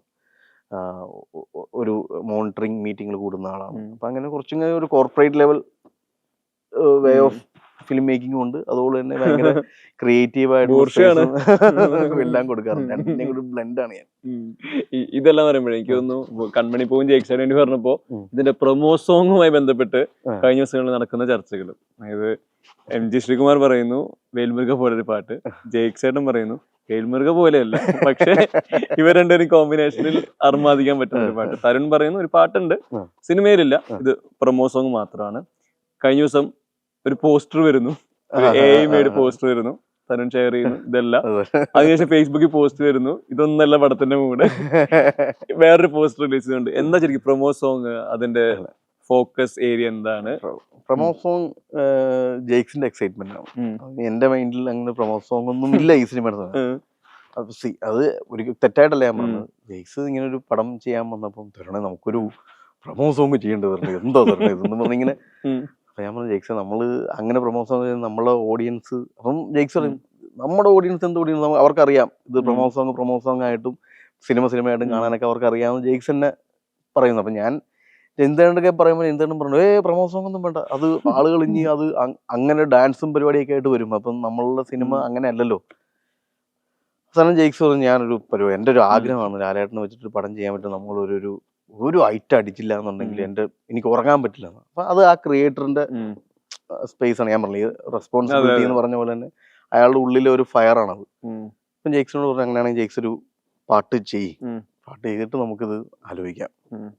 അപ്പോൾ ഞാൻ പറഞ്ഞു പ്രയോറിറ്റി എല്ലാം നമ്മുടെ സിനിമയിലത്തെ കണ്ടന്റുകൾക്കായിരിക്കണം, അതെല്ലാം തീർത്തതിന് ശേഷം മാത്രമേ ഈ പറയുന്ന. പക്ഷെ ജെയ്ക്സ് അതിൻ്റെ ഇടയിലൂടെ ഒരു പ്രൊമോ സോങ് ചെയ്തൊരു ദിവസം രാത്രി ആയപ്പോൾ എന്നെ വിളിച്ചിട്ട് തരണം ഒന്ന് സ്റ്റുഡിയോയിലോട്ട് വന്നത്. അവിടെ വന്നിട്ട് ഞാൻ നോക്കുമ്പോൾ പുള്ളി ഹെഡ്സെറ്റൊക്കെ വെച്ച് മോളിൽ നിന്നിട്ട് ഇങ്ങനെ അടിച്ചു തുള്ളി. ജെയ്ക്സ് നമുക്ക് ചിന്തിക്കാൻ പറ്റുമോ ജെയ്ക്സ് ബിജോയ് എന്ന് പറഞ്ഞ മ്യൂസിക് ഡയറക്ടർ ഇരുന്നിട്ട് വൈബ് ചെയ്തോണ്ടിരിക്കുകയാണ് പാട്ട് വെച്ചിട്ട്. പക്ഷെ സംഭവം ഈ പറയുന്ന പോലെ വേൽമുരുകയിലേക്ക് അൺഫോർച്ചുനേറ്റ്ലി വന്ന് വീണൊരു കമ്പാരിസൺ ആണ്. അതിപ്പം എം ജി അണ്ണൻ എന്നൊക്കെ പറഞ്ഞ എം ജി അണ്ണൻ അങ്ങനെ ഒരു വേഷം പറഞ്ഞപ്പോഴത്തേക്ക് നമുക്കത് എന്താ മധുരിച്ചിട്ട് ഇറക്കാനും വയ്യ തുപ്പാനും വയ്യ എന്ന അവസ്ഥയിലോട്ട് വന്ന് നിന്നാണ്. പക്ഷെ നല്ല വൈബുള്ളൊരു പാട്ടാണ്. നമുക്ക് ഒരു പക്ഷെ ഇനി ഗാനമേളകളിലൊക്കെ ചിലപ്പം ആ പാട്ട് വർക്കൗട്ട് ആകാൻ സാധ്യതയുള്ള പാട്ടാണ്. അങ്ങനെ ഒരു പാട്ട് കേട്ട് കഴിഞ്ഞപ്പം എനിക്ക് റിജക്ട് ചെയ്യാൻ പറ്റിയില്ല. എന്നാ പിന്നെ ഇത് വേണ്ട, അത് എന്നാ പിന്നെ ഞാൻ ഓർത്ത് എന്റെ മൈൻഡ് ഇങ്ങനെയായി, ഇനിയിപ്പോ രഞ്ജിത്തേട്ടൻ വന്ന് കേൾക്കുമ്പോഴത്തേക്കും രഞ്ജിത്തേട്ടൻ റിജക്ട് ചെയ്ത് കളയുമായിരിക്കും ഓർത്ത്. പക്ഷെ രഞ്ജിത്തേട്ടൻ വന്നിട്ട് രഞ്ജിത്തേട്ടനും ഇത് ഒന്നും കൂടി ഇട്ടേ പറഞ്ഞിട്ട് 2-3 വട്ടം കേട്ട ആ പാട്ട്. അപ്പം ഞങ്ങളതിനെ എന്നെ സംബന്ധിച്ചിടത്തോളം രഞ്ജിത്തേട്ടനെ സംബന്ധിച്ചിടത്തോളം അല്ലെങ്കിൽ ഈ സിനിമയായിട്ട് നിൽക്കുന്ന ലാലേട്ടനെ സംബന്ധിച്ചിടത്തോളം എല്ലാവരെയും സംബന്ധിച്ചിടത്തോളം സിനിമയാണ് പ്രയോറിറ്റി. സിനിമയിലേക്ക് എത്തിക്കേണ്ട ടൂളുകളാണ് ഈ പറയുന്ന ടീസർ ആയാലും ട്രെയിലർ ആയാലും പോസ്റ്റേഴ്സ് ആയാലും അതേപോലത്തെ ഒരു ഭാഗമേ ഉള്ളൂ പ്രമോ എന്ന് പറയുന്നത്. അപ്പം വേൽമുരുക പോലത്തെ ഒരു പാട്ട് എന്നൊരു കമ്പാരിസൺ വന്നതോടുകൂടി ഈ ഫാൻസിനിടയിൽ അവർക്ക് തിയേറ്ററിൽ ഓളം വെക്കാനായിട്ട് ആഘോഷിക്കേണ്ട ഒരു കണ്ടന്റ് കൊടുക്കണമെന്ന് അവർ ആവശ്യപ്പെടുന്നതിൽ അവർ നമുക്ക് കുറ്റം പറയാൻ പറ്റില്ല. പക്ഷെ അൺഫോർച്ചുനേറ്റ്ലി ഈ സിനിമ അങ്ങനത്തെ ഒരു ട്രെയിനിൽ പറയുന്ന ഒരു സിനിമയല്ല. അപ്പം ഷൂട്ട് കഴിഞ്ഞു. അതിന്റെ ലാലേട്ടൻ വന്നിട്ടുണ്ടായിരുന്നു, ശോഭന മാം വന്നിട്ടുണ്ടായിരുന്നു, ജെയ്ക്സും MG ഒക്കെ എല്ലാവരും ഓണായിട്ട് ഞങ്ങൾ അതൊരു പരിപാടി. ബൃന്ദാ മാസ്റ്റർ ആണ് അത് വന്നത്. എന്താ ഈ മോഹൻലാൽ ഡാൻസ് വിറ്റ്നസ് ചെയ്യുന്നത് എന്താ മൊമെന്റ്? മോഹൻലാൽ ഡാൻസ് ചെയ്യുന്നത് വിറ്റ്നസ് ചെയ്യുന്നത് എങ്ങനെയാ? ലാലേട്ടൻ എന്താ പറയാ, അത് നമ്മള് അവിടെ നിന്ന് ബൃന്ദാ മാസ്റ്റർ ചെയ്യുന്ന ഓരോ സ്റ്റെപ്പൊക്കെ കാണുമ്പോൾ ഇത് എങ്ങനെ ലാലേട്ടൻ ചെയ്യുന്നു പറയും. പക്ഷെ പുള്ളി അത് വന്നിട്ട് വിത്തിൻ എന്താണ് മാസ്റ്റർ 6, 7, 8 എന്നൊക്കെ പറഞ്ഞ് പരിപാടി ചെയ്ത് കഴിയുമ്പോൾ അത് പുള്ളിയുടെ ഒരു രീതിയിൽ അതിനൊരു സ്വഭാവം വരും. ഭയങ്കര ഞാൻ പറഞ്ഞ ലാലേട്ടൻ ഫൈറ്റ് ചെയ്താലും ലാലേട്ടൻ ഡാൻസ് ചെയ്താലും അതിന് ലാലേട്ടന്റെ ഒരു ചന്തമുണ്ട്. അല്ലെങ്കിൽ ഇപ്പം എന്ത് ഹ്യൂമർ സിറ്റുവേഷൻ ചെയ്താലും ഏത് കാര്യങ്ങൾ ചെയ്താലും അതിന് ലാലേട്ടന്റെ ഒരു വേ ഓഫ് ഫ്ലേവറിലാണ് അത് ലാലേട്ടൻ ചെയ്യാറ്. അപ്പം ഡാൻസിന്റെ സെൻസ് ഇപ്പം ശോഭനമാവും വന്നിട്ടുണ്ടായിരുന്നു. അപ്പൊ അവർ രണ്ടുപേരും കൂടിയൊക്കെ ഒരു ഒരു ഒരു എന്താ പറയുക സെലിബ്രേഷൻ സോങ് എന്നുള്ള രീതിയിൽ എഴുതണം. സെലിബ്രേഷൻ സോങ് എപ്പോഴാണ് വിടേണ്ടതെന്നുള്ളത് ഞങ്ങളുടെ ഒരു മാർക്കറ്റിംഗ് പ്ലാനിൽ ഉള്ളൂ. അപ്പം നമ്മള് ഇപ്പം എന്താ പറയുക, നമ്മളൊരു പോസ്റ്റർ ഇട്ട് കഴിയുമ്പോൾ നമ്മൾ റിവ്യൂ നടത്താറുണ്ട്. ഞാനും എന്താണ് നമ്മൾ ഫോൺ ചെയ്തിട്ട് ഇത് റീച്ച് ആയിട്ടുണ്ട് ചേട്ടാ, അങ്ങനെ ഉണ്ട്. നമ്മൾ അല്ലെങ്കിൽ നമ്മൾ ഒരിക്കലും ഒരു ഗിമിക്സ് വ്യൂസ് ഒന്നും ഇതിൻ്റെ അകത്ത് അല്ലെങ്കിൽ എന്താ പ്രൊമോട്ട് ചെയ്യാൻ വേണ്ടി വ്യൂസ് കൂട്ടുന്നത്. കാരണം നമുക്കിത് അറിയണം റിയൽ ആയിട്ട് എത്ര പേരിലേക്ക് എത്തിയിട്ടുണ്ട്. മറ്റതിപ്പം ഭയങ്കര ബൂസ്റ്റ് ചെയ്ത് വിട്ടിട്ട് ഇത്രയും ആളുകളിലേക്ക് പോയി കഴിഞ്ഞാൽ നമ്മൾ അത് എക്സ്പെക്ട് ചെയ്തിരിക്കും. അപ്പൊ നമുക്ക് വളരെ ക്ലിയർ ആയിട്ട് എത്ര പേർക്ക് ഇത് എത്തിയിട്ടുണ്ട്, എന്താണ് നമ്മൾ ചെയ്യേണ്ടത്. അപ്പൊ ആ ഒരു റിവ്യൂവിൽ വളരെ ക്ലിയർ ആണ് പ്രൊഡക്ഷൻ ഹൗസ്. പിന്നെ ഓഫ്ലൈൻ പ്രൊമോഷൻസിൽ ഓൺലൈനിലേക്കാളും എന്ത് ചെയ്യണം എന്നുള്ള കൃത്യമായ ക്ലാരിറ്റി ഉള്ള ഒരു പ്രൊഡ്യൂസർ. അല്ല, അത് പറഞ്ഞാൽ എനിക്ക് ആഡ് ഓൺ ചെയ്യാനുള്ളത്, ഇപ്പൊ കഴിഞ്ഞ ദിവസം ഒരു ഫേസ്ബുക്ക് പോസ്റ്റ് കാണുന്നതാണെങ്കിലും നമ്മൾ ട്രാവൽ ചെയ്യുമ്പോൾ കാണുന്നതാണെങ്കിലും പല കുറച്ചും കൂടെ അകത്തോട്ടുള്ള പ്രദേശങ്ങളിൽ പോലും തുടരും ഹോർഡിങ്സ് കാണുന്നുണ്ട്. കുറച്ചായിട്ട് മലയാള സിനിമയുടെ ഒരു മാർക്കറ്റിംഗ് സ്ട്രാറ്റജിയില് നമ്മൾ ഈ ഓൺലൈൻ പ്രൊമോഷനിൽ ഫോക്കസ് ചെയ്യുമ്പോൾ പോസ്റ്റേഴ്സ് ഹോർഡിങ്സ് ഒക്കെ ഭയങ്കര പിക്കി സ്പേസുകളിൽ മാത്രമേ കാണുന്നുള്ളൂ. പക്ഷെ ഭയങ്കര അകത്തുള്ള പ്രദേശങ്ങളിൽ എല്ലായിടത്തും വലിയ വലിയ ഹോർഡിങ്ങുകൾ സിനിമ എത്തിക്കുന്നുണ്ട്. ഈ strategy kind of old school ആണ്, പക്ഷെ അതിന് ഭയങ്കരമായിട്ടുള്ള റിസീവിങ് എല്ലാ കാലത്തും ഉണ്ടായിട്ടുണ്ട്. ആളുകൾ ഇത് അറിയാണല്ലോ, ജോലിക്ക് പോകുമ്പോൾ സ്കൂളിൽ പോകുമ്പോൾ എന്ത് പരിപാടി പുറത്തിറങ്ങിയാലും ഇത് കണ്ടുകൊണ്ട് വരെ ഇറങ്ങുന്നത്. ആ ഒരു സ്ട്രാറ്റജി ഔട്ട് ആൻഡ് ഔട്ട് രഞ്ജിത്തേട്ടൻ്റെ പ്ലസ് ആണ്. അതല്ല, രഞ്ജിത്തേട്ടനാണ് അതിങ്ങനെ നമുക്ക് ഓഫ്ലൈനിലാണ് ഈ സിനിമ എത്തിക്കേണ്ടത്. നമ്മൾ എല്ലാവരും ഓൺലൈനിൽ അപ്പുറത്തേക്ക് ഓഫ്ലൈനിൽ സിനിമയ്ക്ക് ഉള്ളൊരു പ്രാധാന്യം ഉണ്ട്, വലിയൊരു ഓഡിയൻസ് പുറത്തുണ്ട്. അപ്പൊ അത് നമ്മുടെ ഓഡിയൻസും അതാണ്. ഇപ്പം കുറച്ചുകൂടി പറയുകയാണെങ്കിൽ ലാലേട്ടന്റെ ഒരു സ്ലീപ്പർ സെൽ ഫാൻസ് ഉണ്ടല്ലോ. ഈ പറയുന്ന പോലെ എന്തിറങ്ങിയാലും ഈ പറയുന്ന പോലെ പരാതിയും പരിഭവമൊക്കെ ഉണ്ടെങ്കിൽ ഉള്ളിന്റെ ഉള്ളിൽ ഒതുക്കി വെച്ചിട്ട് അദ്ദേഹം ഒരു നല്ല സിനിമ ചെയ്യും എന്ന് വിശ്വസിക്കും. അതിനെ വിമർശിക്കാനോ തെറി പറയാനോ അല്ലെങ്കിൽ ആ മനുഷ്യനെ നന്നാക്കാനോ ഒന്നും ശ്രമിക്കാത്ത, ആ മനുഷ്യൻ എന്താണോ ആ മനുഷ്യൻ നല്ലത് ചെയ്യുമ്പോൾ കൈയടിക്കാനും മോശം ചെയ്യുമ്പോൾ മിണ്ടാതിരിക്കാനും ആഗ്രഹിക്കുന്ന ഒരു സ്ലീപ്പർ സെൽ ഓഡിയൻസ് ഉണ്ട്. സ്ലീപ്പർ സെൽ എന്ന വാക്ക് ശരിയാണോ എന്ന് എനിക്കറിയാം. അപ്പൊ അങ്ങനെ ഒരു ഓഡിയൻസിനെയാണ് ശരിക്കും പറഞ്ഞു കഴിഞ്ഞാൽ നമ്മൾ ടാർഗറ്റ് ചെയ്യുന്നത്. അവരിറങ്ങണം ഈ സിനിമ കാണാൻ. കുറെ നാളായിട്ട് മറ്റുള്ള സിനിമകളെ കാണുമ്പോൾ ഇത് എൻ്റെ ബൈബിളുള്ളതല്ല എന്ന് മാറി നിന്നിരുന്ന ഒരു വലിയ പെർസെൻറ്റേജ് ഓഫ് ആളുകളുണ്ട്. അവരെയാണ് പ്രധാനമായിട്ടും നമ്മൾ ടാർഗറ്റ് ചെയ്യുന്നത്. അവരിപ്പോൾ എന്താ പറയുക, അങ്ങനെയുള്ള ആളുകളിൽ ഇന്നത്തെ വൈബല്ല എന്നൊക്കെ പറഞ്ഞ്, അല്ലെങ്കിൽ ആ ഒരു ജനറേഷൻ്റെ രണ്ട് ജനറേഷൻ തമ്മിലുള്ളൊരു ബുദ്ധിമുട്ടുകളുണ്ടല്ലോ, അത് വേറെ മൂഡ് ഇത് വേറെ മൂഡ്. ഇത് ആ മൂഡിലുള്ള സിനിമയാണ്. എന്നാൽ അല്ല, ഉറപ്പായിട്ടും അങ്ങനെ ഒരു പ്രായത്തിലുള്ള ഒരു ആളുടെ കഥ പറയുമ്പോൾ അതിൻ്റെ അകത്ത് എന്തായാലും അങ്ങനത്തെ ഇമോഷൻസ് ആയിരിക്കും അത് കൂടുതൽ ഉണ്ടാവുന്നത്. എന്നാൽ ഈ പറയുന്ന ചെറിയ പ്രായത്തിലുള്ള ആളുകൾക്കും എക്സൈറ്റ് ചെയ്യുന്ന എലിമെന്റുകളും ഉണ്ട്. അപ്പം ഞാൻ പ്രധാനമായിട്ടും ഒരുപാട് നാളായിട്ട് മോഹൻലാൽ എന്ന് പറയുന്ന ഒരു ഇമോഷനെ ഉള്ളിൻ്റെ ഉള്ളിൽ കൊണ്ടു നടന്ന് സങ്കടങ്ങളും സന്തോഷങ്ങളും ഉള്ളിൻ്റെ ഉള്ളിൽ തന്നെ ഒതുക്കി എന്നേലും ആ മനുഷ്യൻ ഒരു ഇറങ്ങുമ്പം ഞങ്ങൾ അതിനുവേണ്ടി കൈയടിക്കും എന്ന് പറയുന്നൊരു വലിയ ഓഡിയൻസ് ഉണ്ട്. വളരെ ജെന്യുവിൻ ആയിട്ടുള്ള മോഹൻലാൽ ഫാൻസ് ഉണ്ട്. അവര് വരണം. അത് കേരളത്തിലുള്ള എല്ലാ കുടുംബത്തിലും ഉണ്ട്. അതാണ് എൻ്റെ രസം. എല്ലാ ഫാമിലിയിലും ഉണ്ട് ആ ആളുകൾ. അതിൻ്റെ അകത്ത് അവര് ആ മനുഷ്യനെ സ്നേഹിക്കുന്നൊരു സ്നേഹമുണ്ട്. അപ്പൊ അതെനിക്ക് കുറച്ചും കൂടി എവിഡൻ്റ് ആയിട്ട് പറയുകയാണെങ്കിൽ, ഇപ്പം നമ്മൾ മോഹൻലാൽ ഫാൻസ് അസോസിയേഷൻ എന്നൊക്കെ പറയും. അവര് തരുന്ന ഒരു ഭയങ്കരമായൊരു പ്രതീക്ഷയുണ്ട് നമുക്ക്. നമ്മളോട് സംസാരിക്കുമ്പോൾ നമ്മളോട് ഈ സിനിമയുടെ എല്ലാ കാര്യങ്ങളിലും അവരെടുക്കുന്ന ഒരു കൃത്യമായ ഒരു സ്ട്രാറ്റജീസ് ഉണ്ട്. ചേട്ടാ, ഞങ്ങൾ എന്താണ് ചെയ്യേണ്ടത്, ചേട്ടാ എങ്ങനെയാണ് ചേട്ടൻ ഈ പടം മാർക്കറ്റ് ചെയ്യാൻ ഉദ്ദേശിക്കുന്നത് എന്നൊക്കെ പറയുമ്പം അവരൊരു ഓപ്പൺ ആയിട്ട് അത് ഇപ്പം ചില സമയങ്ങളിലൊക്കെ അവർ കോൺഫറൻസ് കോളുകൾ ഇട്ടിട്ട് നമ്മളോട് ചോദിക്കും ചേട്ടാ ഓക്കെ അല്ലേ കാര്യങ്ങൾ. അപ്പൊ ആ മനുഷ്യന് വേണ്ടി അവർ നിൽക്കുന്ന ഒരു പ്രോസസ്. ഞാൻ പറഞ്ഞാൽ അത് കുറച്ചും കൂടി ഈ സ്ലീപ്പർ സെൽസിനേക്കാൾ അവർ ആക്റ്റീവ് ആയിട്ടുള്ള ഓഡിയൻസ് ആണ്. അപ്പൊ ഞാൻ എവിടെയെങ്കിലും ഒരു ഫംഗ്ഷന് പോയാൽ പോലും അവർ പുറകെ കൂടി വന്നിട്ട് ചേട്ടാ ഞങ്ങളിവിടെ ഉണ്ട്, നമ്മൾ ഡേറ്റ് കാര്യങ്ങളൊക്കെ ഓക്കെ അല്ലേ. ഇപ്പൊ ഇവൻ ജാനുവരി 13 എന്നുള്ളൊരു ഡേറ്റിന് സമയത്ത് ഒരു മാറ്റം വന്ന സമയത്ത് കുറച്ച് സൈബർ അറ്റാക്കുകളൊക്കെ വന്നിരുന്നു. അപ്പൊ ഞാൻ കുറച്ചുപേർ ബ്ലോക്ക് ചെയ്യുന്നു എന്നൊക്കെ പറഞ്ഞ് കുറെ രീതിയിൽ ടോക്കും കാര്യങ്ങളൊക്കെ വന്നിരുന്നു. അപ്പൊ ആ സമയത്ത് പോലും ഇവർ തന്നൊരു മാനസികമായ സപ്പോർട്ടുണ്ട്. ഇവര് ഇൻസ്റ്റാഗ്രാമുകളിലും ഫേസ്ബുക്കിലും അല്ലെങ്കിൽ വിളിച്ചുമൊക്കെ ചേട്ടാ ഞങ്ങൾ ഒരിക്കലും ചേട്ടൻ അങ്ങനെ പറയുന്ന ആളുകളല്ല, ഞങ്ങൾക്ക് ഒരു നല്ല സിനിമ ചേട്ടൻ തന്നാൽ മതി, ബാക്കി പറയുന്നതൊക്കെ വേറെ ഫാൻ ഫൈറ്റിന്റെ ഇതിന്റെയൊക്കെയുള്ള കുത്തിത്തിരിപ്പും കാര്യങ്ങളൊക്കെയാണ്, അതൊന്നും ജെനുവിൻ ഓഡിയൻസോ ജെനുവിൻ ഫാൻസോ അല്ല ചേട്ടാ, അതൊക്കെ ചേട്ടൻ ഞങ്ങളെ വിശ്വസിക്കണം. അത് അൽഫ എനിക്കത് 1-2 കോളല്ല, ആ ഒരു 2-3 ദിവസങ്ങളിൽ ഒരു സംവിധായകനെ സമാധാനിപ്പിക്കാൻ വേണ്ടിയിട്ട് ഫാൻസ് ഇറങ്ങുക എന്ന് പറയുന്നത് സാധാരണ നമ്മൾ ചീത്ത വിളിക്കാനൊക്കെ ഒന്നല്ലേ കേട്ടുള്ളൂ. ഇത് അങ്ങനെയല്ല. എനിക്കപ്പോൾ അവരോട് അത്രയേറെ ഒരു എന്താ പറയുക, ഞാൻ അത്രയേറെ അവരെ ഇഷ്ടപ്പെടുന്നുണ്ട്, അവരത്രയേറെ ലാൽ സാറിനെ ഇഷ്ടപ്പെടുന്നുണ്ട്, അവരെന്നെ ഇഷ്ടപ്പെടുന്നുണ്ടെന്നല്ല. അപ്പൊ ആ ഒരു ഗ്രൂപ്പിനെ സാറ്റിസ്ഫൈ ചെയ്യാനുള്ള എലിമെന്റുകൾ ഉണ്ടാവണം എന്ന് പറയുന്നത്, അതാണ് ഞാൻ നേരത്തെ ഈ പറഞ്ഞ പോലെ പോസ്റ്റേഴ്സ് പോകുന്നതിൽ പോലും ഇത്രയും അഡമന്റ് ആയിട്ട് എന്താണോ സിനിമയുടെ മൂഡ് അതിനപ്പുറത്തേക്ക് നിങ്ങൾ ആലോചിച്ചു കൂട്ടി ഒരു ഫേസ് കൊടുത്തു കഴിഞ്ഞ് കഴിഞ്ഞാൽ ആളുകൾ ചിലപ്പോൾ ഡിസപ്പോയിന്റഡ് ആയി കഴിഞ്ഞാൽ ഇറ്റ്സ് നോട്ട് മൈ മിസ്റ്റേക്ക്. അപ്പം അതാണ് അതിങ്ങനെ ഞാൻ ഭയങ്കര വൾഗറായിട്ട് അതിന് വേണ്ടിയിട്ട് പുറത്ത് നിൽക്കുന്നത്. അങ്ങനെ ചെയ്യരുത്. ഏറ്റവും ഇപ്പം ലാൽ സാറിനെ ഏറ്റവും സുന്ദരമായിട്ട് പ്രസന്റ് ചെയ്ത ഒരു ഫോട്ടോ ഉണ്ട്, കൊടയും പിടിച്ച് നിൽക്കുന്നത്. അതുപോലും അതിന്റെ മുകളിൽ ചോരയൊക്കെ വാരി വെതറി ഇട്ടിട്ട് അപ്പൊ അത് കാണുമ്പം ഞാൻ പറഞ്ഞ നമുക്ക് അവരോട് ഒരിക്കലും അത് മോശം പോസ്റ്റാന്ന് പറയാൻ പറ്റില്ല. അവരുടേതായിട്ടുള്ള ഒരു ക്രിയേറ്റിവിറ്റി അവിടെ പ്ലേസ് ചെയ്യുന്നു. അപ്പൊ ഒരു ക്രിയേറ്ററിന്റെയും ക്രിയേറ്റിവിറ്റീനെ നമുക്ക് ക്വസ്റ്റ്യൻ ചെയ്ത് കഴിഞ്ഞാൽ അത് ഹേർട്ടാവും. അപ്പൊ അതുകൊണ്ട് ഹേർട്ടാവാത്ത രീതിയിൽ ഞാൻ അവരോട് പറഞ്ഞു, നിങ്ങൾ എനിക്കൊപ്പം നിന്നോളൂ, ഈ സിനിമയുടെ മൂഡ് മനസ്സിലാക്കുന്നുള്ളൂ, നിങ്ങൾ ഫാൻ മെയ്ഡ് പോസ്റ്റേഴ്സ് ചെയ്യണം. എത്രയോ ഞങ്ങൾ മേക്കിംഗ് ഈ റിക്കൽ വീഡിയോയിലൊക്കെ എത്രയോ സ്റ്റിൽസ് ആണ് പുറത്തുവിട്ടാണ്, അത് വെച്ച് എത്രയോ ക്രിയേറ്റീവായിട്ട് പോസ്റ്റേഴ്സ് ചെയ്യാം. പക്ഷെ അവർക്ക് വേറെ ഏതോ രീതിയിൽ ഇതിനെ മാനിപ്പുലേറ്റ് ചെയ്ത് കാണിച്ചിട്ട് ലൈക്കും ഷെയറും ഉണ്ടാക്കുന്നതിനോട് ഞാൻ യോജിക്കുന്നില്ല. ഞാൻ പറഞ്ഞ ഈ വളരെ ബ്ലെസ്ഡ് ആയിട്ടുള്ള ഒരു ഓഡിയൻസ് സപ്പോർട്ടുള്ള ഫാൻ സപ്പോർട്ടുള്ള മോഹൻലാൽ എന്ന് പറഞ്ഞ ആക്ടറിന് ഫാൻ ബേസിന്റെ കഥയാണ് നമ്മൾ പറഞ്ഞുകൊണ്ടത്. അവരെനിക്ക് തന്നെ സപ്പോർട്ടുണ്ട്. അതുപോലെ തന്നെ ഈ പുറത്ത് ഇറങ്ങാത്ത, ഫോൺ ചെയ്യാത്ത, മെസ്സേജ് അയക്കാത്ത a group of bulk of ആളുകൾ പുറത്ത് വെയിറ്റ് ചെയ്യുന്നുണ്ട്.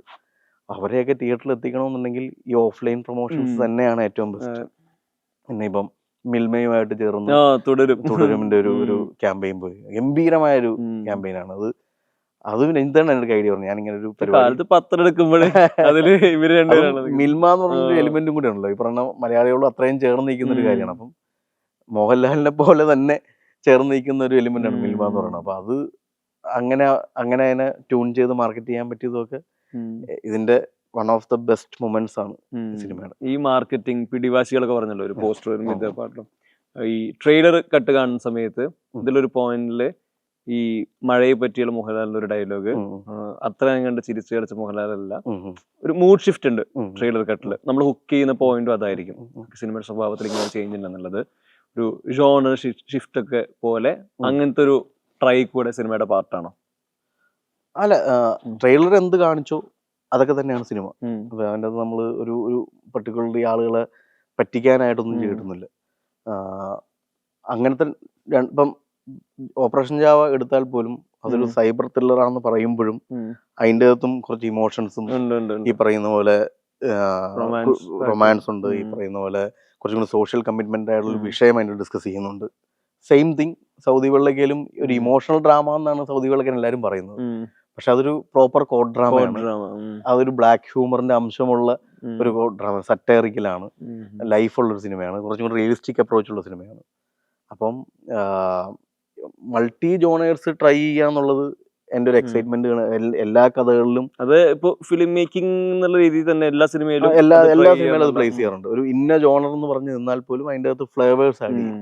ആ കൈൻഡ് ഓഫ് ഫ്ലേവറും മൂഡ് ഷിഫ്റ്റുകളും തുടരുമിലും ഉണ്ട്. അത് തുടക്കം മുതൽ തന്നെയുണ്ട്. തുടരുമിൽ ഇപ്പം ഒരു ഫാമിലി, അതാണ് ഞാൻ പറഞ്ഞത്, ഒരു ഫീൽ ഗുഡ് എന്ന് പറയുന്നൊരു മൈൻഡ് സെറ്റിൽ വന്നു കഴിഞ്ഞാൽ ഫീൽ ഗുഡ് നിങ്ങൾക്ക് ഫീൽ ഗുഡ് ആയിരിക്കും. പടം നല്ലൊരു മോഹൻലാലിനെയും നല്ലൊരു ശോഭനേനെയും കാണുന്നതിന്റെ ഒരു ഫീൽ ഗുഡ് കിട്ടുമായിരിക്കും. പക്ഷെ ബൈ ജോണർ ഇതൊരു ഫാമിലി ഡ്രാമയാണ്. ഫാമിലി ഡ്രാമ എന്ന് പറയുമ്പോൾ തന്നെ അതിൻ്റെ ഒരുപാട് ഇമോഷൻ, ഇപ്പം ഫാമിലിയിൽ എന്തൊക്കെ ഈ പറയുന്ന സന്തോഷങ്ങളുണ്ടാവാം, തമാശകളുണ്ടാവാം, സങ്കടങ്ങളുണ്ടാവാം, എക്സൈറ്റ്മെന്റ് ഉണ്ടാകാം, എന്താ പറയുക, ചെറിയ ടെൻഷൻസ് ഉണ്ടാവാം. അറ്റ് ദ എൻഡ് ഇതെല്ലാം കൂടി ഉള്ളൊരു കൊളാബറേഷൻസ് ഉണ്ടാവാം. അപ്പം ഈ മൂഡ് ഷിഫ്റ്റ് എന്ന് പറയുന്നത് ഞാൻ ആ രീതിയിലേ കാണുന്നുള്ളൂ. അല്ലാണ്ട് ഒരു പെട്ടെന്ന് ഒരു വേറൊരു കൈൻഡ് ഓഫ് ജോണറിലോട്ട് മാറുന്നതല്ല. തുടക്കം മുതലേ എന്താണോ ആ സിനിമ അത് അങ്ങനെ തന്നെ പറയുന്നു. എനിക്ക് തോന്നുന്നു ഈ ട്രെയിലർ കാണുന്ന സമയത്ത് ഭയങ്കര രസമുള്ള മൊമെന്റ് ആയിരുന്നു ഈ സാരി പിടിച്ചിട്ട് ലാലേട്ടൻ ശോഭന അങ്ങനെ വലിച്ചെടുക്കുന്നത്. ഈ പെയർ നമ്മൾ മുന്നേ ഒരുപാട് തവണ കണ്ടിട്ടുണ്ട്, പല സിനിമകളിൽ വരെ പല ഏജ് ഗ്രൂപ്പിൽ നമ്മൾ കണ്ടിട്ടുണ്ട്. പക്ഷെ ഈ ഒരു ഏജ് ഗ്രൂപ്പ് നമ്മൾ ഇവർ ആദ്യമായിട്ട് കാണാൻ പോകുന്നത്. ഇതിലൊരു വർഷങ്ങളുടെ ഗ്യാപ്പ് ഉണ്ട്, ഓഡിയൻസിന് എക്സൈറ്റ്മെന്റ് ഉണ്ട്. ഇവര് എത്രയോ തവണ ചെറിഷ് ചെയ്തൊരു പെയറിനെ പിന്നെ സ്ക്രീനിൽ കാണാൻ പോകുന്നത്.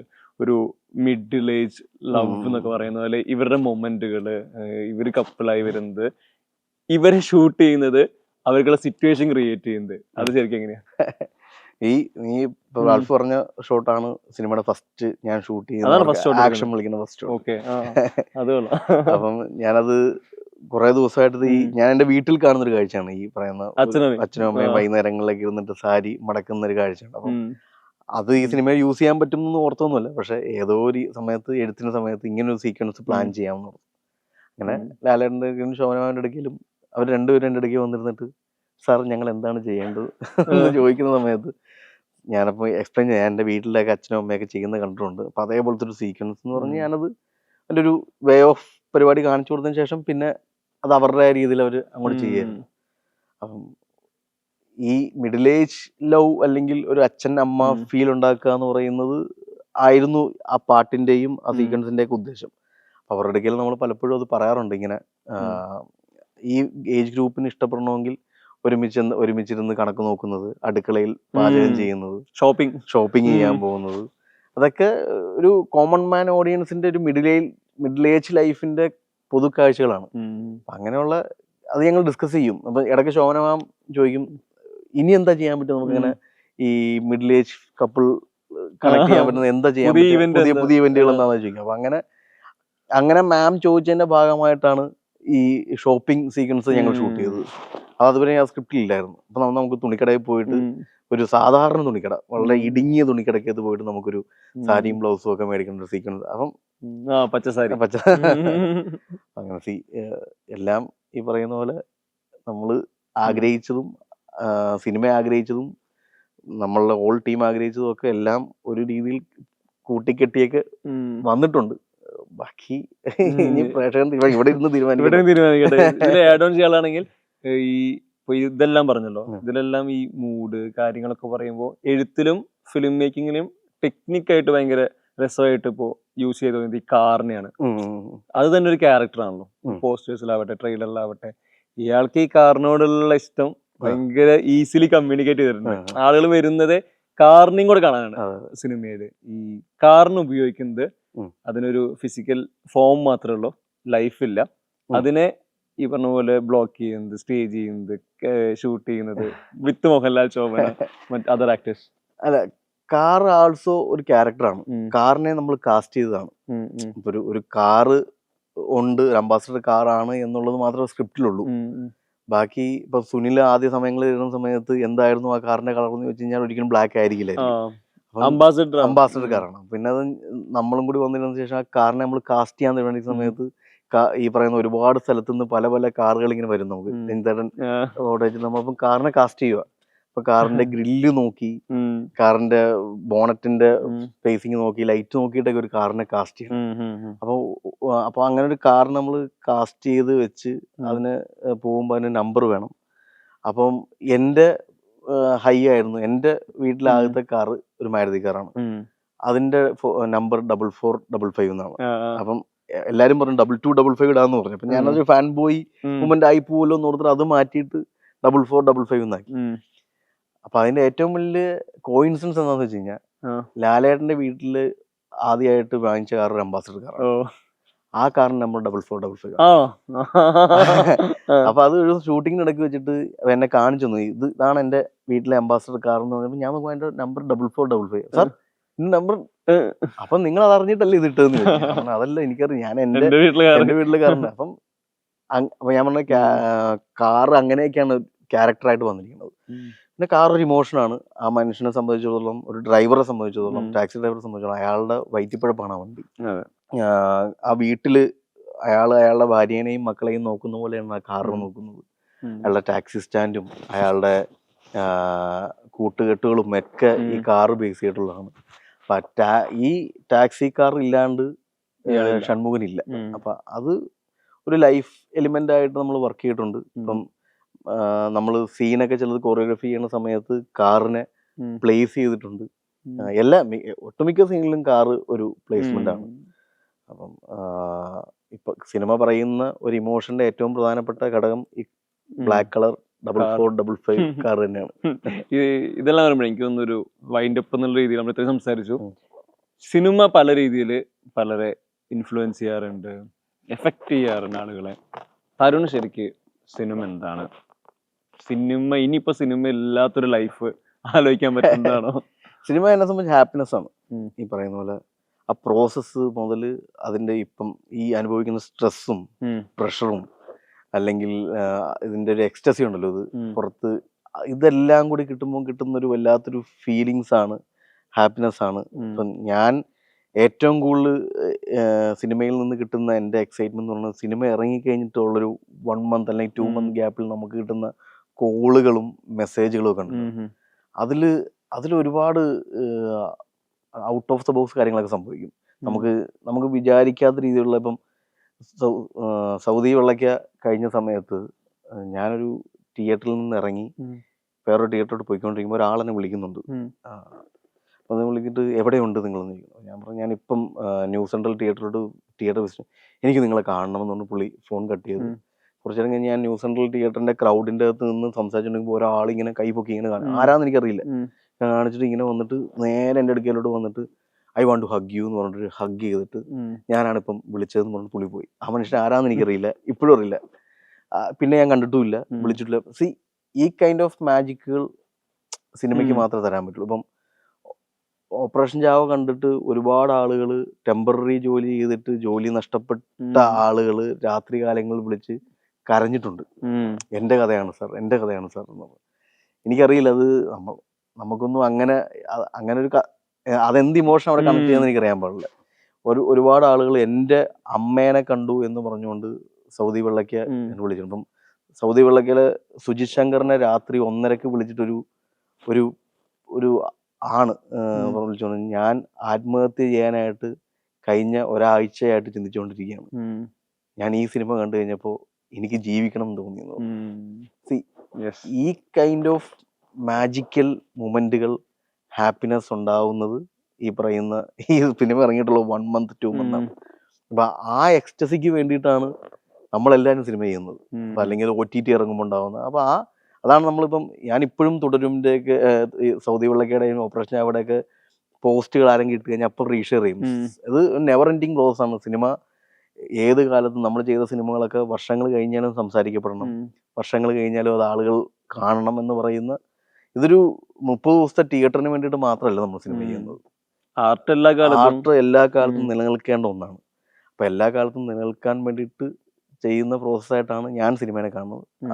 അത് എന്താ പറയാ, അതിന്റെ എഴുത്ത് മുതൽ അതിന്റെ പ്രീ പ്രൊഡക്ഷൻ സ്റ്റേജ് ആയാലും ഷൂട്ടിംഗ് സ്റ്റേജ് ആയാലും പോസ്റ്റ് പ്രൊഡക്ഷൻ ആയാലും മാർക്കറ്റിംഗ് ആയാലും ഈവൻ തിയേറ്റർ വിസിറ്റ് ആയാലും നമുക്കൊരു കോൺസ്റ്റന്റ് ഹാപ്പിനെസ് കിട്ടണം.